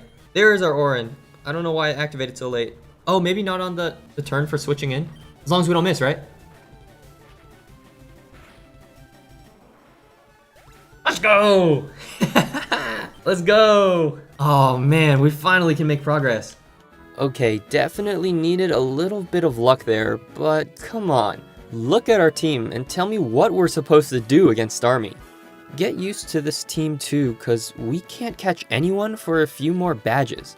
Our rival is pretty easy since Gravy can sweep his entire team, but with our limited encounters, there is one difficult aspect. Alright, I do want to conserve XP a little bit, because we only get to level 24. So we've got 5 mandatory trainers coming up. I think probably like 4 or 5 on the way there. Oh, also the dig house, right? We'll deal with that when we get to it, but for now, we make it through Nugget Bridge while having some interesting chats with the stream. Yeah, I drew some fake Mon, but they were never that good. I drew so much fake Pokemon. I was really into drawing Pokemon, but all the design, I was looking back, my parents have all those old notebooks, they suck. They're really stupid. Really stupid looking. I think I just started with some scribbles and then I put a face and then I called it a Pokemon. But yeah, I would do the fake Pokemon, and I would also do the Pokemon like sprite fusions. I remember like going on school field trips, I would bring the Pokemon handbook and my art notebook, and I would just draw, I would like merge 2 Pokemon together. I only had one that I really liked. I think it was like a Victory Bell Dragonite fusion that I really liked. I can bring out here, let me get something in the back. This is the one that I had. Like it had all these, and I would open up these, and I would just do the sprites that way. Man, all the art for these are so cool, and you can see like the translation sucked. Like it says techniques, like instead of moves, everything's called a technique, and it didn't even have all the techniques too. Yeah, the types were called, here, hang on, let me switch to, yeah, the element was called fighting, and then his type was called punching. I had this one too. Yeah, this one I didn't use too much, but I liked it a lot. My cousin gave this one to me. I remember in the beginning, they would put like all the Pokemon sorted by the types. So I remember I would look at this, like, looking at the different type combinations. It was so fun for me. Here's my other handbooks. I got the Sinnoh handbook too. I remember waiting in line for the book fair to get this one. Back then, I was so young too, man. I thought this was called the Simon region. I kept going around calling it the Simon region. And then I remember there's a girl in my class, she didn't even play Pokemon, but she was like, you're such an idiot, bro, it says Sinnoh. But I would walk around, I would tell all my friends, like, I'm so excited, I'm gonna get the Simon handbook. This one I think goes up to, I think it's Sun and Moon. Sun and Moon, no, maybe it's Gen 6. And then here I've got one with everything. We also get a super rare glitch that I've never seen before. The ones I had were alphabetically ordered. I have more. Here, let me go get some more.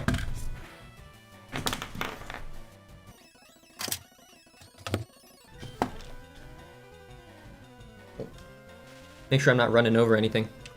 I'm paralyzed? Wait, what the heck? From what? Wait, how'd I get paralyzed?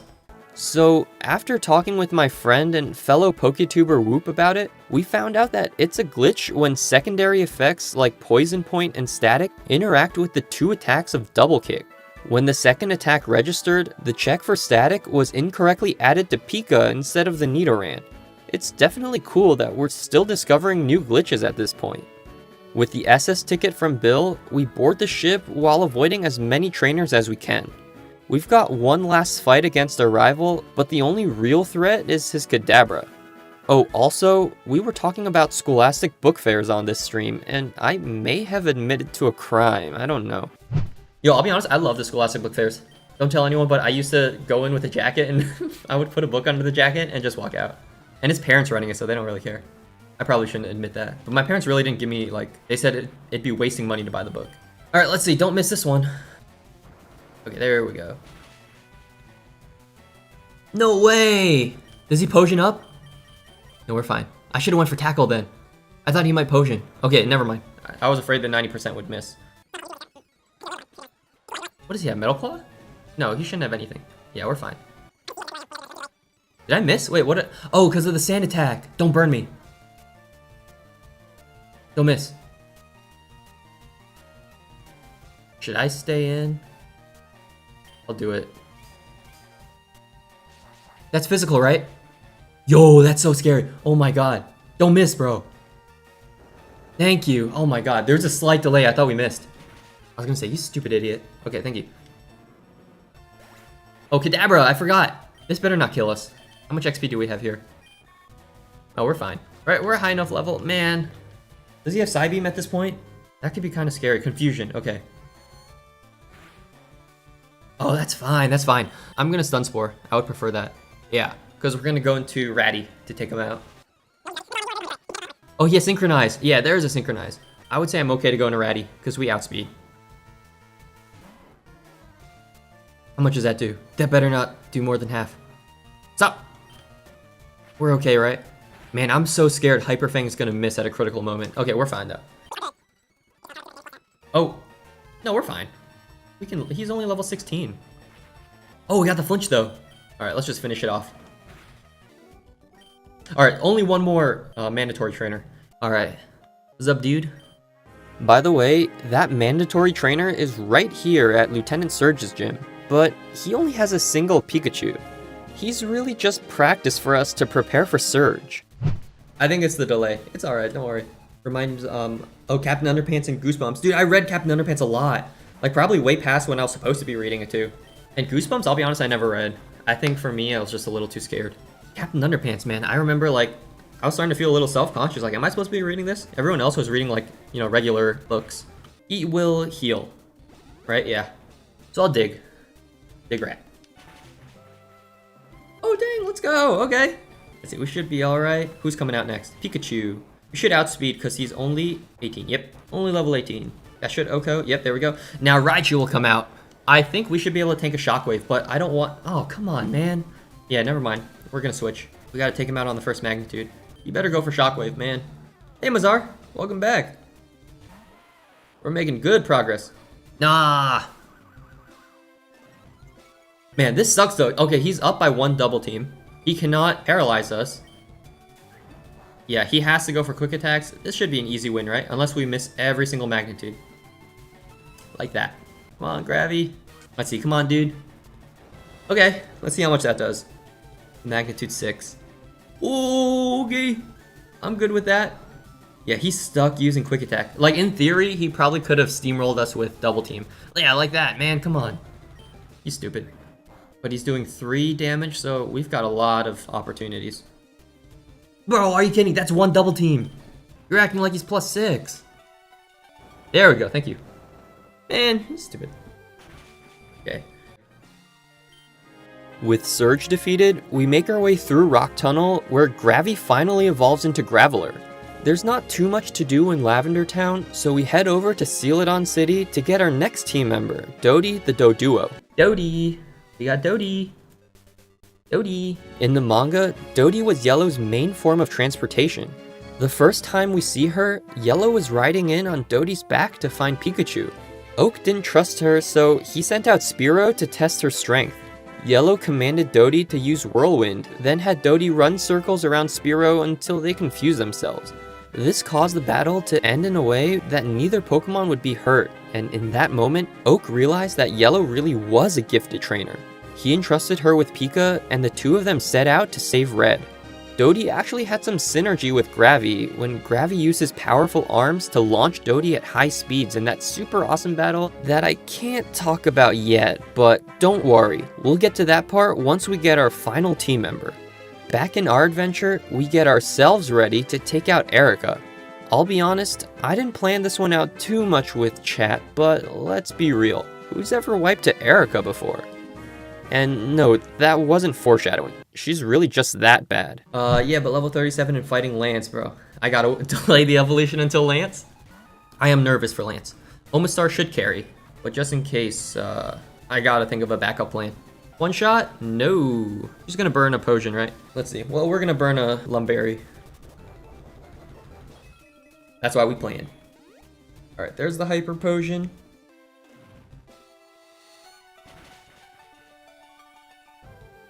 Alright, I guess she only has 1. Ice Beam is so good for Lance. Yeah. Against Gyarados, I've got Rock Slide or something. Let's do Psychic. Ingrain. Okay, you want to waste a turn? Yeah, Tangela is very physically bulky. Special defense, we should win. Yep. And then Vileplume, I think this just, it might be a Butterfree sweep. Let's see, Vileplume. Oh, it's a shame. We got Doty for all this, but maybe we won't even have to use him. What is Vileplume gonna use? Stun Spore? We could get some bad luck right now. Possible. Let's see. Ah, man. All right, there we go. No Doty required. Butterfree is really going to be our MVP, right? Helped us for Brock, for Misty too. Well, no, I would say Ratty's the MVP for Misty with the Gut Strats. And then Gravy for Lieutenant Surge. I'll be honest, Doty probably could have taken this one. But we'll give Doty a chance to shine later, you know? Now, before we can access the rest of Kanto, we need to clear through the Sleeping Snorlax with the Pokeflute. In order to get the Pokeflute, we need to clear through Team Rocket's hideout, including taking out Giovanni, which gets us the Sylph Scope. Then, with the Sylph Scope, we can see the ghosts in Lavender Tower, which lets us calm the Ghost Marowak. By the way, am I the only one who calls it Lavender Tower? I feel like I've been Mandela affected, because this building is called a Pokemon Tower. I know I can't be the only one, right? With Mr. Fuji rescued and the Pokeflute acquired, we can make our way over to the Snorlax to continue our journey. On the way there, Doty accidentally levels up to level 31, which is the level he evolves. Oh, I forgot! I forgot Drill Peck! Oh, I'm sorry, guys. It takes too long for chat to catch up. Oh, it should be okay. Turns out, Doduo learns Drill Peck at level 37, while Dodrio learns it at level 47. This means we won't have Drill Peck to help us against Koga and Sabrina, but it's not the end of the world. Tri-Attack should be able to help us a lot, since it's still a physical attack in this generation. Gravy can take care of Snorlax too, since we resist his attacks. We make our way through the routes and arrive at Fuchsia City, which lets us get all our important items from the Safari Zone, including a Quick Claw for Gravy. We also have an interesting conversation, which totally doesn't foreshadow anything in the future. Yeah, Fly versus Aerial Ace, I'm probably not gonna... Does anyone spam Double Team? There's like Agatha's Gengar or something weird like that. I know the Ho in Elite Four loves Double Team. We should be okay. We also get a huge scare with the first trainer in Koga's gym, who sends out a level 38 Hypno. Who does he have? Hypno. 38! What am I? What's stronger? Shoot, I didn't realize they were so high level. 70 versus 80, so I'll try attack.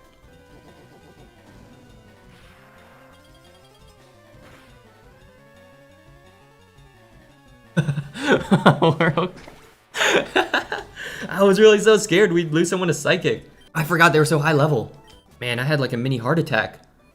To prepare for Koga, we level up the team to around level 40, since Sabrina has the same level cap at 43. Gravy evolves into Golem, but he's my backup plan since I'm expecting Doty to help us out a lot.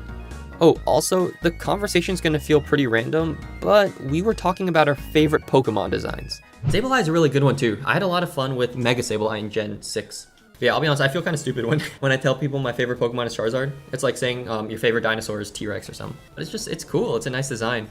Yeah, they're all cool in my books. Leafeon's a really nice one. I don't even kill! And I get poisoned! Oh, okay. But we should resist everything with Gravy, though. It's not the end of the world. It's gotta be Electabuzz, that's a rare one. That one, I don't hear a lot of people say. I know, like, his head is shaped kind of like a UFO, but I think it's a cool design. Electivire definitely upgraded him a lot. Both the coughing and boom, yeah, it's a little scary. The acid armor, all magnitude. Poison's gonna be incoming, right? 9, let's go! The acid armor doubled hits. Oh, we totally would have taken him out. Oh, now he's gonna go for minimize. Now he's gonna heal too, right? So I gotta get lucky with the magnitude. Yeah, there's the heal. Don't miss. Thank you. I feel like Sableye is overshadowed by Spiritomb. Yeah. Spiritomb has a lot more love, especially that it was on Cynthia's team, right? And his stats are just better. Magnitude 6, dude! They were both special back when fairies didn't. Yeah. Don't poison me. You stupid idiot. You suck. Don't heal. You're gonna heal. Funnily enough, you're not a fan of Electivire. Drop Buzz's speed and turn him into a physical attacking. Yeah, I see that. I like how Magnitude 7, let's see. Dude, I gotta get better rolls. I'm really gonna be in a tight corner if he's not able to take him out. Don't miss either. Thank you, that should take him out. Yeah, I like how a lot of ROMs make Electivire electric fighting.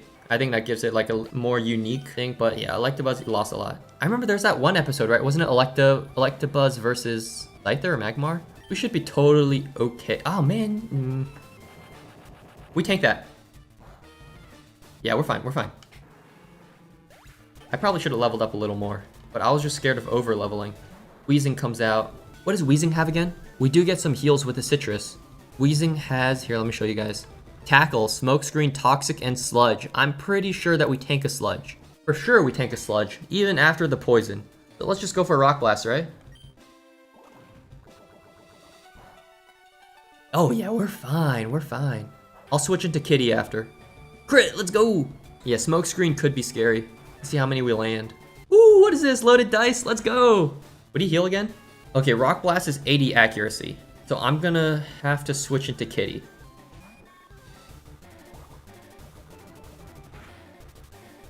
That was a lot, but we should outspeed. Yeah, we're fine. Yo, I think you forgot Guts existed after Misty because you haven't talked about it since. I think we just really needed Guts for Misty. But now we have Golem, we have Dodrio, so it's not as necessary. With Koga defeated, I want to get our last team member, but none of our Pokemon can learn Surf.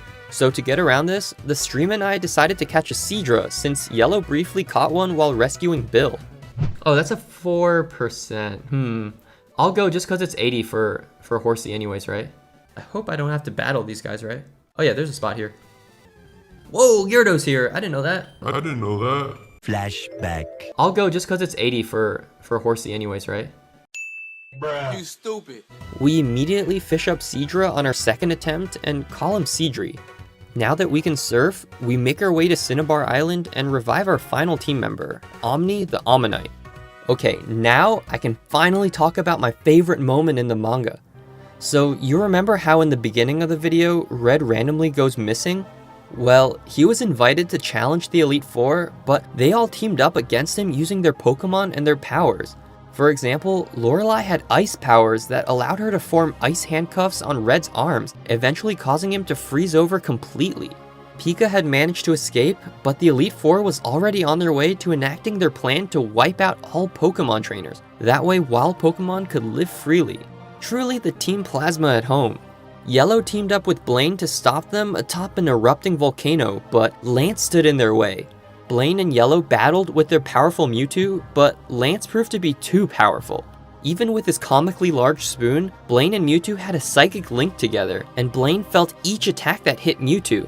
Eventually, Blaine falls, and their psychic link causes Mewtwo to fall as well, leaving Yellow all alone. Lance taunts her as her unevolved Pokemon pale in comparison to his team of dragons, and then begins attacking Yellow, trying to make her fall into the volcano. He had his Pokemon use Bubble Beam, but of course, since he's Lance, he had them use red, blue, and green bubbles, that way when they combined together, they would be invisible to the human eye. These bubbles had such a high force that when they hit Yellow's arm, her arm was instantly shattered upon contact. Yellow had to think of a plan fast, and what she came up with was the coolest thing I've ever seen. 10-year-old me had my mind blown. First, Kitty used String Shot all over the volcano, setting up an intricate web of silk. Then, Ratty used his sensitive whiskers to sense any vibrations in the web, which let them detect when an invisible bubble hit the thread. Omni had spread water on the silk, which would conduct electricity and let Pika send out a powerful electric attack into the correct line. Then, once Lance was slowed down, Gravy launched Dodie at powerful speeds directly into Lance's central bubble, bursting it into pieces. But things didn't quite happen in that way. Unfortunately, Yellow's team just wasn't strong enough since she refused to evolve her Pokemon. Luckily, Giovanni steps out of the shadows to help out. He sends out Rhyhorn, who uses Horn Attack to shatter a boulder and Stomp to break it into dust, which spreads into the air and reveals all the bubbles. Then, with a combination of Nidoqueen and Beedrill, he pierces through the main bubble, causing Lance to fall and get caught in Kitty's web. Giovanni then holds Lance at, B point, but Lance only laughs. It turns out, this whole scheme was only a trap to lure Giovanni out of hiding. Since no one could locate him, the Earth Badge had been missing this entire time. And now that he was here, the 8 badges could be combined using a device called the Badge Amplifier to control any Pokemon in the world. His target was a mysterious bird Pokemon in the sky, which in hindsight is pretty obviously meant to hint at Lugia. At this point, Lance breaks free with his Dragonite, and since he and Yellow are basically out of options, Giovanni also dips out of there like a coward. Bro came here just to deliver his badge before running out of there. Lance starts to fly up to enact the final part of his plan, but Yellow grabs Dragonite's tail and catches her right up.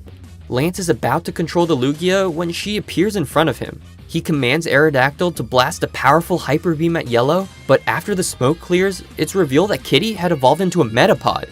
He tanked the entire attack with his hard shell, and Yellow reveals that she's been intentionally canceling their evolutions with her Pokédex. Now that she doesn't have it anymore, her entire team evolves, including Kitty, who evolves one more time into Butterfree, giving Yellow the aerial mobility she desperately needed. The two teams square off, giving us this epic wide shot of Yellow and Lance fighting. Omni's Ice Beam versus Dragonite's Hyper Beam. Gravi's Defense Curl versus Dragonair's Slam. The battle is raging, and in the chaos, Yellow's arm injury from before, which was patched up by Kitty, slowly began to unravel. Back on the ground, our three heroes find this thread, and together, using Soar, Charizard, and Blasty, they send all their energy up the string to help Yellow, giving her the ability to blast a powerful Megavolt attack to overpower and take out Lance. That's some straight up power of friendship stuff right there, but it ends up working, knocking out Lance and saving the day. Okay, that was a mouthful, but I hope you guys liked my retelling of the story. I think I read these chapters like 100 times as a kid, so I'm so happy that I got to share that with you.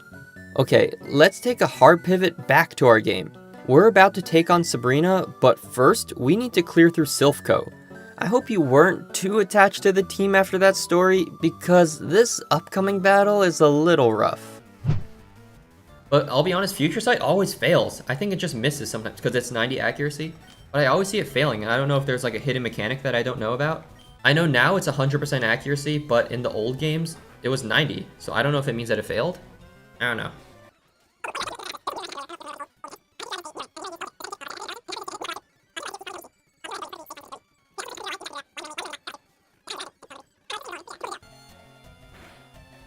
We better not get confused.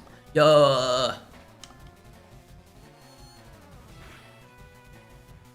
No way, dude. Yo. We can't deal with the Alakazam. Okay, hopefully Gravy. No, Gravy's special defense sucks. Yo, wait, hang on. I hope we didn't mess up. No, Kitty can deal with him. We have Giga Drain. Man, I'm stupid. I was being stupid for that one. Let's go to Omni. Yo, hope I didn't just throw. We do have Bite from Omni. We have some options there. Let's see, is it Alakazam now? Okay. Bite has a chance to flinch, but I think I'll just go for the damage. Okay. Getting a little scary, but thankfully he only has Future Sight, right? Hopefully we do more than like 75. I don't know what it would do. Ooh. No recover. Oh, we're good. We're fine. We were here for nothing. He still has Gyarados, but we've got options for Gyarados. Gyarados doesn't have any... What? Yo, what the heck?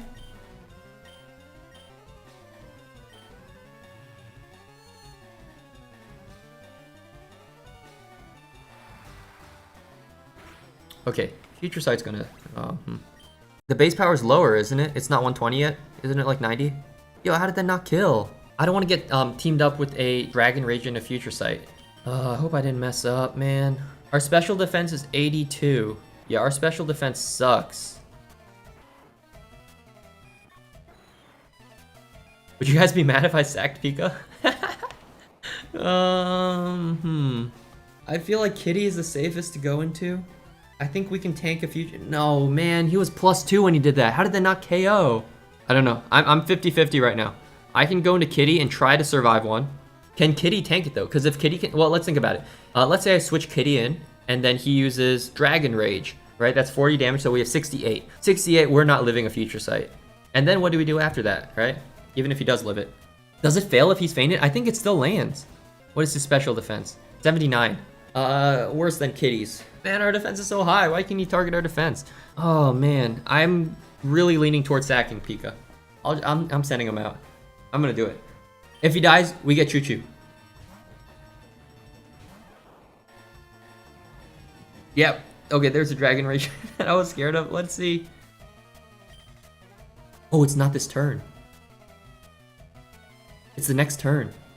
I think still, right? We'll take him out. Oh, hopefully it fails. We have a chance. If it's really Red's Pika, then he should be able to live on plot armor. Yeah, it's part of the plot. That's what I'm thinking. Where's the future sight?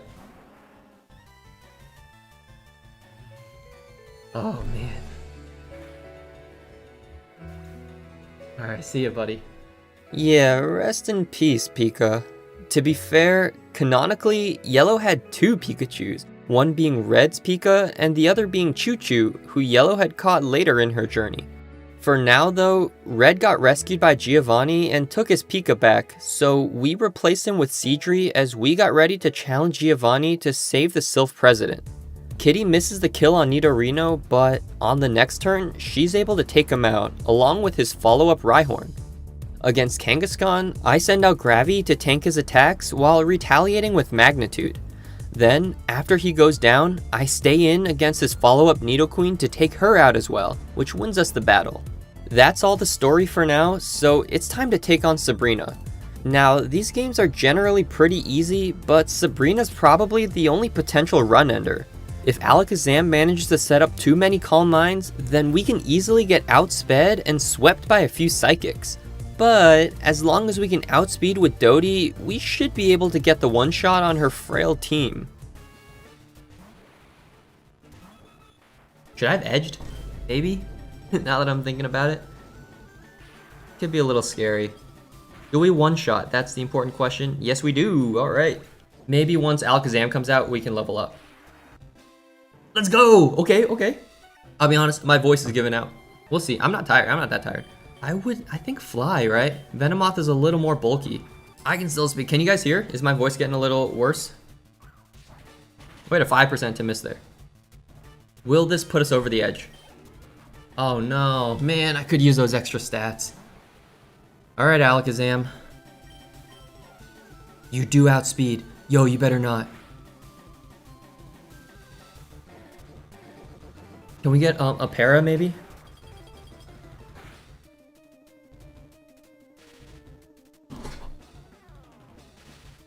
No! I forgot. Okay. He lived, man. If only we had a little bit more EVs. Okay. I know its defense is so much worse. I'm gonna go for Eradicate.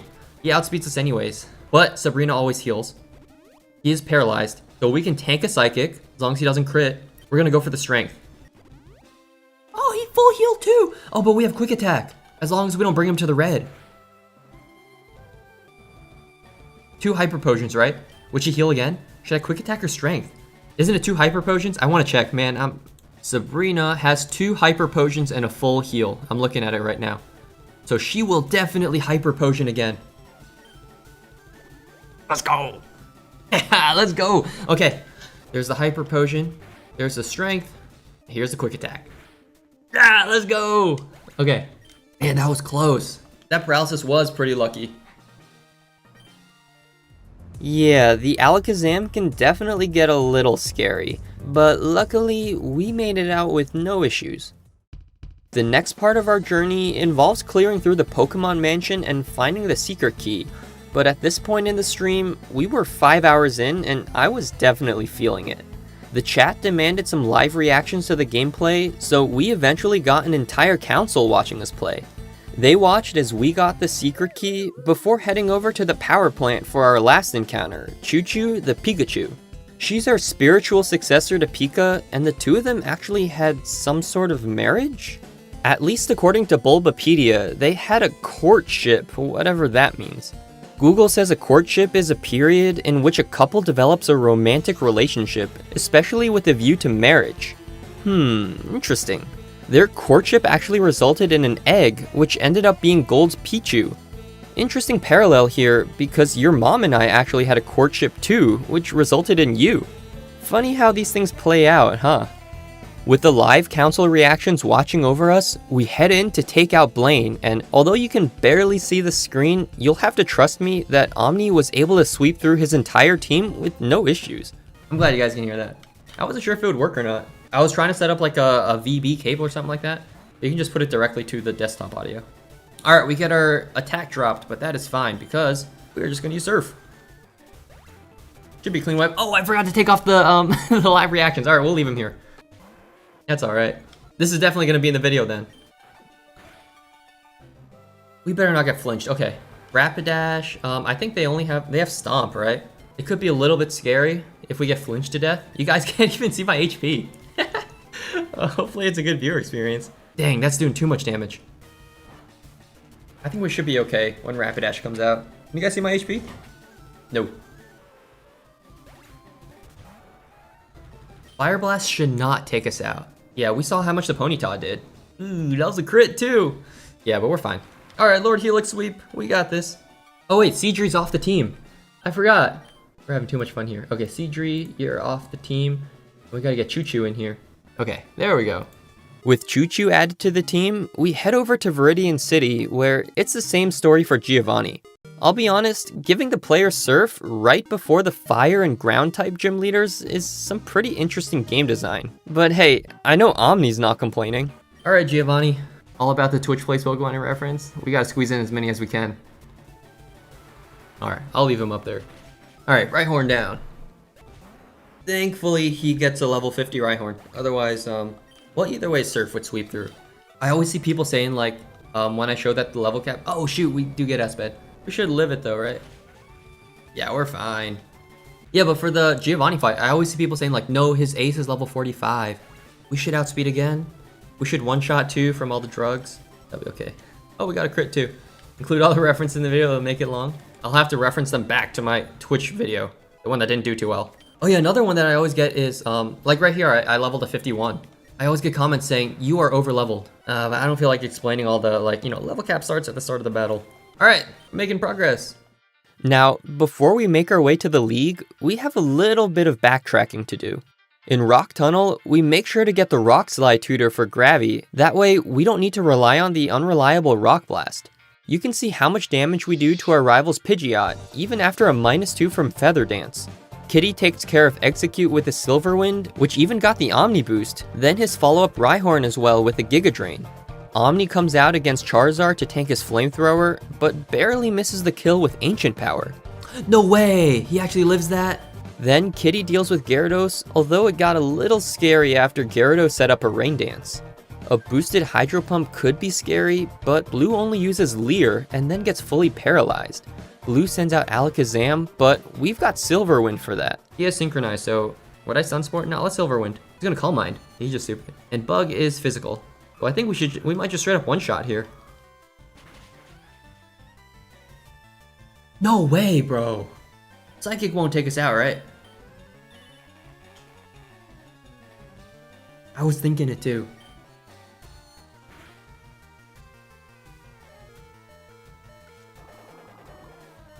Bro, I got so scared there. That wasn't the cleanest battle, and it made me realize I really need to get the team prepared so we don't wipe to the Elite Four. So first, I taught Ratty Thief, then stole a Sharpbeak from a wild Spearow. Yo, let's go! Yo, do not mirror move! Do not mirror move me! Thank you. Then, I did some mining off camera, getting a Twisted Spoon for Kitty, a Never Melt Ice for Omni and Ratty, as well as a Magnet for Choo Choo. That's all our preparation, so now it's time to head in. If we wipe, we'll need to start over, all the way back to resetting for Guts Rattata, so everything's on the line now. Against Lorelei, our plan was pretty simple. We would lead with Choo Choo and fire off Stab Magnet Boosted Thunderbolts. I was thinking to wear this. I know how like Pokemon Challenges always does some glasses. I feel like it looks stupid. Alright, let's do it. Lorelei, Dugong is first. We've got our Magnet Boosted Thunderbolt, so these should all be one-shots. Alright, Choo Choo, you got this. Crit 2. Cloyster's special defense sucks, so we're gonna be fine. What's up? I was here. Yeah, Ion was here for the entire stream. Alright, who's next? Slowbro. We should definitely take him out, right? Slowbro is very physically tanky. Like that. No way, he tanks it! Yo, we get paralyzed though. What happens now? Amnesia. Alright, so Lorelei's gonna start healing. We can stay in. We're gonna do half as much damage. But let's see. Another Lucky Para would be good. Oh, we still did a sizable amount. Man, that means we low rolled the first one. Another obstacle on our way to defeat Blue. Yo, I'm telling you, man, let's get some high rolls. Come on. Another Amnesia. She's got another full restore, right? Ah, she's gonna start tanking our attacks. What's Surf gonna do to us, you know? Yo, she didn't? Wait, is she programmed to save it or something? Is she programmed to save it for her ace? Lapras. We should be good. I think Lapras does tank it. Right? She's just so bulky, yeah. But what's she gonna respond with? Body slam.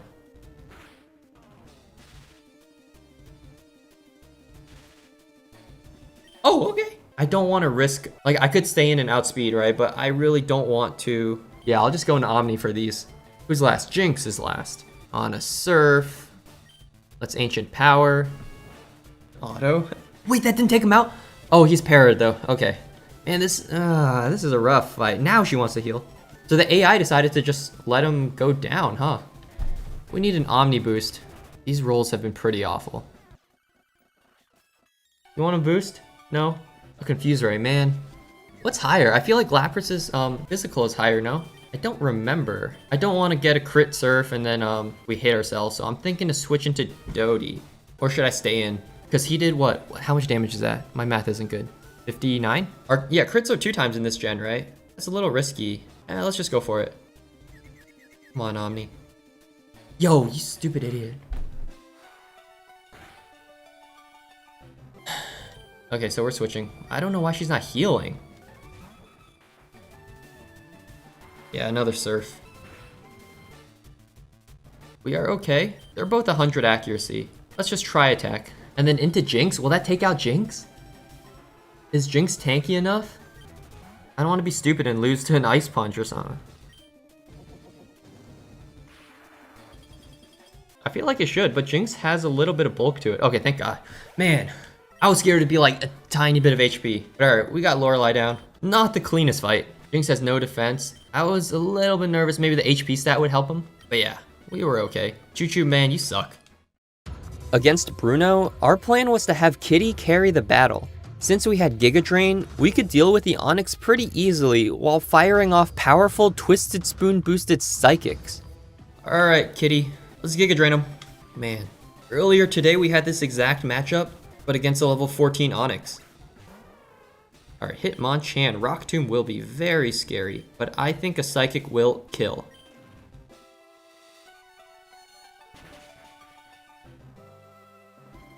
No way!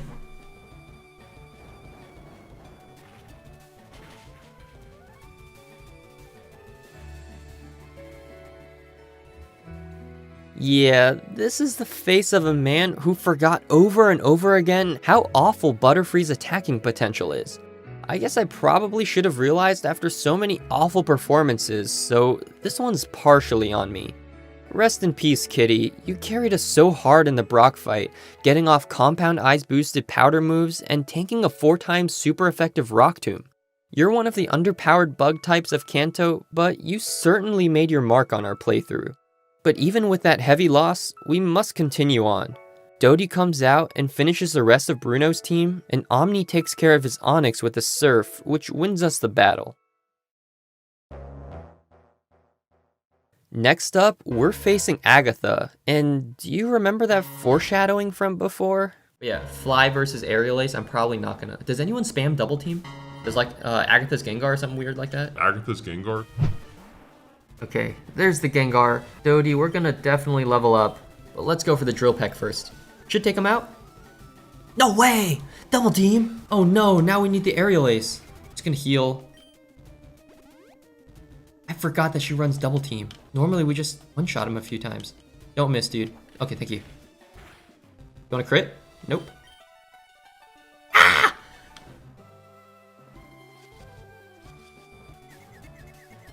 Man, everything is going wrong. Okay, you should be... Man, we are Sharp Beak boosted. Okay, no, man, come on. What can you use against us? Just double team, right? I don't know how he survived. Come on, just one more time. Man, he's stupid. Snap out. Just land one, man. He's right there. He can't really touch us, right? Doesn't he only have Shadow Ball? Yeah, he's gonna confuse Ray again. Oh, he's gonna have Toxic. Yeah, Shadow Punch. The last one will have Sludge Bomb. We'll just have to be careful for that. Man, this is really difficult. I really don't want to hit myself. Let's go to Choo Choo and then switch back to Dodie. Yeah, he's just gonna keep double teaming. I should have put Shockwave on Pika, you know, at the very least. Should I Thunderbolt?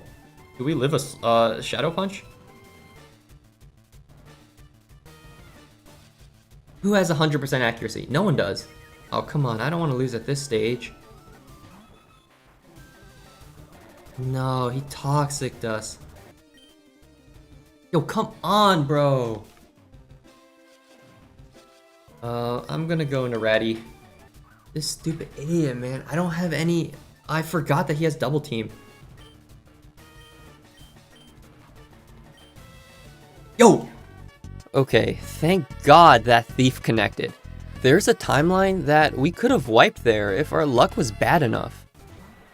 Okay, against Golbat, I'll be honest, I think Strength still does more. I brought Ice Beam for the 4 times. What's he gonna do? Poison Fang. Oh, no poison, okay. I feel like Gravy would be a switch safe in, a safe switch in. Hard to talk at 12:38 in the morning. There's Arbok with the Intimidate. We don't have Dig anymore. Let's go into Gravy. Gravy. No, it's Gravy. Into the Screech, that's totally fine. And then, let's go for the Earthquake. Yeah, Ratty's really helping us out, man. Alright, that's Arbok down. He screeched, so now Shadow Ball will do more. There's the Haunter. I don't think we outspeed. Who can I really switch into? Maybe Omni? We are -2. How bad really? Because his physical attack sucks. So I think I'm okay. Oh no. Uh-oh. We should take him out, right? Yeah, we're okay. Mean look didn't matter. But still, it's a little scary against Gengar. But since his physical attack is so bad, I think we might be okay. Wait, how do we outspeed? Yo! Wait, how do we outspeed there, though? I know I have the Quick Claw. Okay, don't miss this one. Did my Quick Claw proc, but it just didn't display, like, the text? Oh, shoot, okay. We made it out of this one. Yo, that was scary. Okay, last up is Lance. This is the fated battle from before. Our team is fully evolved, but it can still be a little scary considering we're going up against literal dragons. Chat and I did a little bit of brainstorming, and it was really looking like all roads led to Choo Choo sacrificing her life for the team. Alright, okay, first up, we've got Gyarados out. Double team, I think I got rid of double team, no? Maybe I'm thinking of Pika. We have Light Screen. We're gonna set up Light Screen first. This should hopefully dissuade Lance from sending out... Oh my god. It should dissuade him from sending out, Dragonite. Did we live that? Okay, sorry Pika, or sorry Choo Choo. You're destined to die in this fight, let's just be honest. Now that he's gone, let's go into Omni. I thought he might Dragon Rage first. We could at least take him out. No, I forgot. Yo, wait, okay. I forgot to restore PP. Can we get some Omni boosts? Oh, let's go! In the fight too. Okay, he's gonna be recharging now. We get one more chance for an Omni boost. Let's go for the 20%. Yo, we're gonna for sure take him out with this one too. It would have been a 3-shot before. Let me update. Yo, we got 2! There's no way! Do we have Serene Grace or something? No way! This is Choo Choo sacrifice. Yo, okay, let me get Choo Choo off the screen. Thanks, Choo Choo. We got the 20%. Okay. Wait, that's it! We outspeed everyone and we take him out with an Ice Beam. Yo! This is all because of Choo Choo. And Pika's Spirit too. Man, and Kitty too from 2 battles ago. Man, let's go. Some people might say it's a little bit of luck, but I think we would have won anyways. The Aerodactyl. Why isn't he sending out Aerodactyl? That's scared, huh?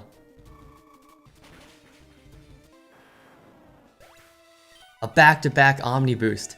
Aerodactyl should be last, right? And we should just use Surf. Either way. Man. Clean sweep. Pretty clean, except we lost Choo Choo, but otherwise pretty clean. I'm still in shock about that one. Okay, we definitely had the spirit of Kitty and Choo Choo by our side on that one. Still, even without the boosts, we definitely could have swept his team with Ice Beam. Although, to be fair, it wouldn't have been this easy. Oh, we're healthy.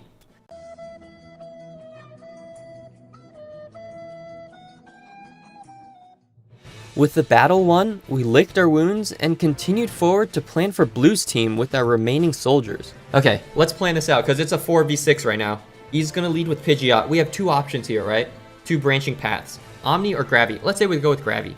We take out Pidgeot and he sends out, it's gonna be, it could be Rhydon, it could be Exeggutor, it could be Gyarados. I think most likely it's gonna be Exeggutor. It's probably gonna be Gyarados, right? Doesn't the AI look at like the most damage? So it's going to send out Gyarados next. Then what do? We don't outspeed. Hydro Pump will take us out. We don't have any switch-ins for Hydro Pump. We could sack Ratty. That's our other option. The other option is if we lead with Omni, take him out with Ancient Power. Okay, that's the other path here. Now, Exeggutor for sure is going to come out, right? And that's going to be a Giga Drain. So we'll switch into Doty. We'll take out Exeggutor. Rhydon can come out to use Rock Tomb, so we switch into to Gravy. Omni Boost shenanigans. I feel like Omni is the safest lead. What do you guys think? Ratty, you are our sacrificial lamb. All right, let's do it. With the plan in place, it's time to take on the last battle of Kanto. Let's take out Blue.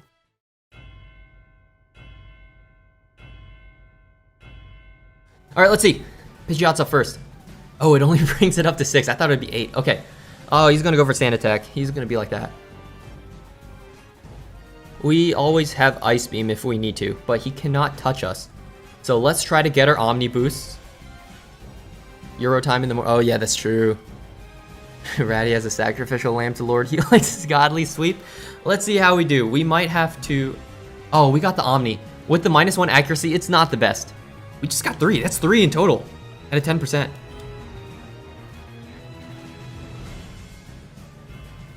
That's 4! Yo, there's no way! Okay. Aerial Ace. That does nothing. Who cares? Not me. Okay. He's gonna heal. That's fine. We got 2 more shots, right? Okay, we miss a few. That's fine.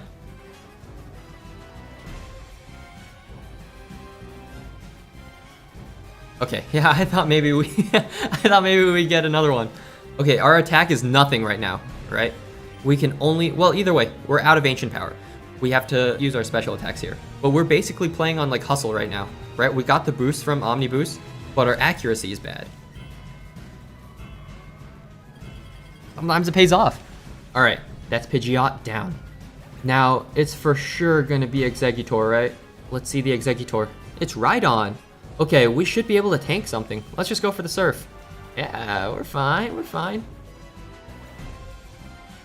Exeggutor. The Giga Drain is scary, okay? It's a quad, super effective. We're holding a Never Melt Ice. Should we go for an Ice Beam? If we miss the Ice Beam, I think we can tank it because we are +2. Our special defense is doubled, okay? And just to refresh you guys' memory, look at our special defense. It's not bad. It's 115. Let's go for it. Don't miss. Oh, let's go.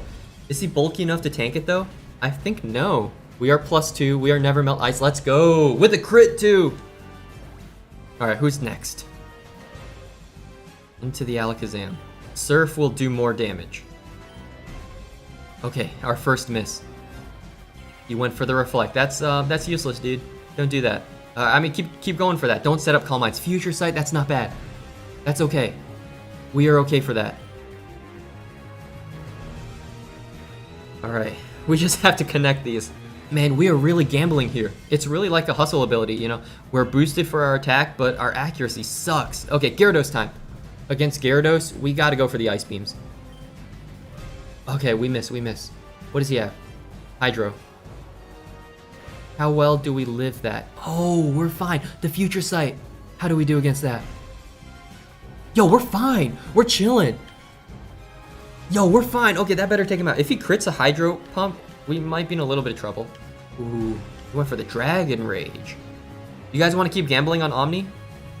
On our Lord Helix here? Let's do it. Let's gamble for one. Yo, let's go. That's what I'm talking about. Even if we missed, let's say he took us out with Hydro Pump, we can Revenge Kill with Doty, and then take out Charizard with Gravy. So I think we are set. All right. Let's not miss. Okay. Wow. 7 hours and 20 minutes, huh? Whew. Man, we did it. For Choo-Choo, for Pika, and for Kitty, man, that was a tough fight. Before we end, I wanted to show you how Yellow's arc ended. Yellow wakes up in Viridian Forest, but Pika's nowhere to be seen. Ratty's next to her, and the two of them look around the forest before finding the rest of the team. Doty, Gravy, Omni, and of course Kitty are here and happily greet her. Everyone's fully evolved, and Yellow almost didn't recognize them. They walk further, finding Pika standing by himself. Yellow calls out to him, but he runs away as Yellow gives chase. He runs, and then jumps into Red's arms. Yellow smiles as she remembers that Pika is actually Red's Pokemon, saying that they've been together for so long that she almost forgot. Then, the sequence ends with my favorite panel, with Yellow snuggled up together with the team before they all grew up, saying, "Let's stay the way we were, for a little longer." In the whirlwind of our daily lives, we can quickly become wrapped up and lose ourselves to time. But when we take a look back, we can see just how much time has passed and how much we've all grown up. In those moments, we can never truly go back to that time, so it's important to not rush things, to hold on to all our moments before they too become a fleeting memory. And with that, I'm gonna end the video here. I hope you guys enjoyed it, at least as much as I enjoyed making it. That 7.5-hour live stream will always be special to me, and I truly, from the bottom of my heart, appreciate everyone who is there. Let me know which manga character you'd like to see the most in the comments, and I'm gonna go with the most popular one. Make sure you're subscribed too. I took a shot in the dark and uploaded my first video in January, and the journey so far has been amazing. Personally, it's my goal to hit 10,000 before the end of the year. I've heard lots of accomplished YouTubers say once you hit 10K, you know you can make it big, so that would really mean the world to me. Also, you should follow my Twitter. That's where I'll be posting my video updates, as well as anything fun in my personal life. Until next time, this has been Magnus. Love you guys, and I'll see you all in the next video. Peace.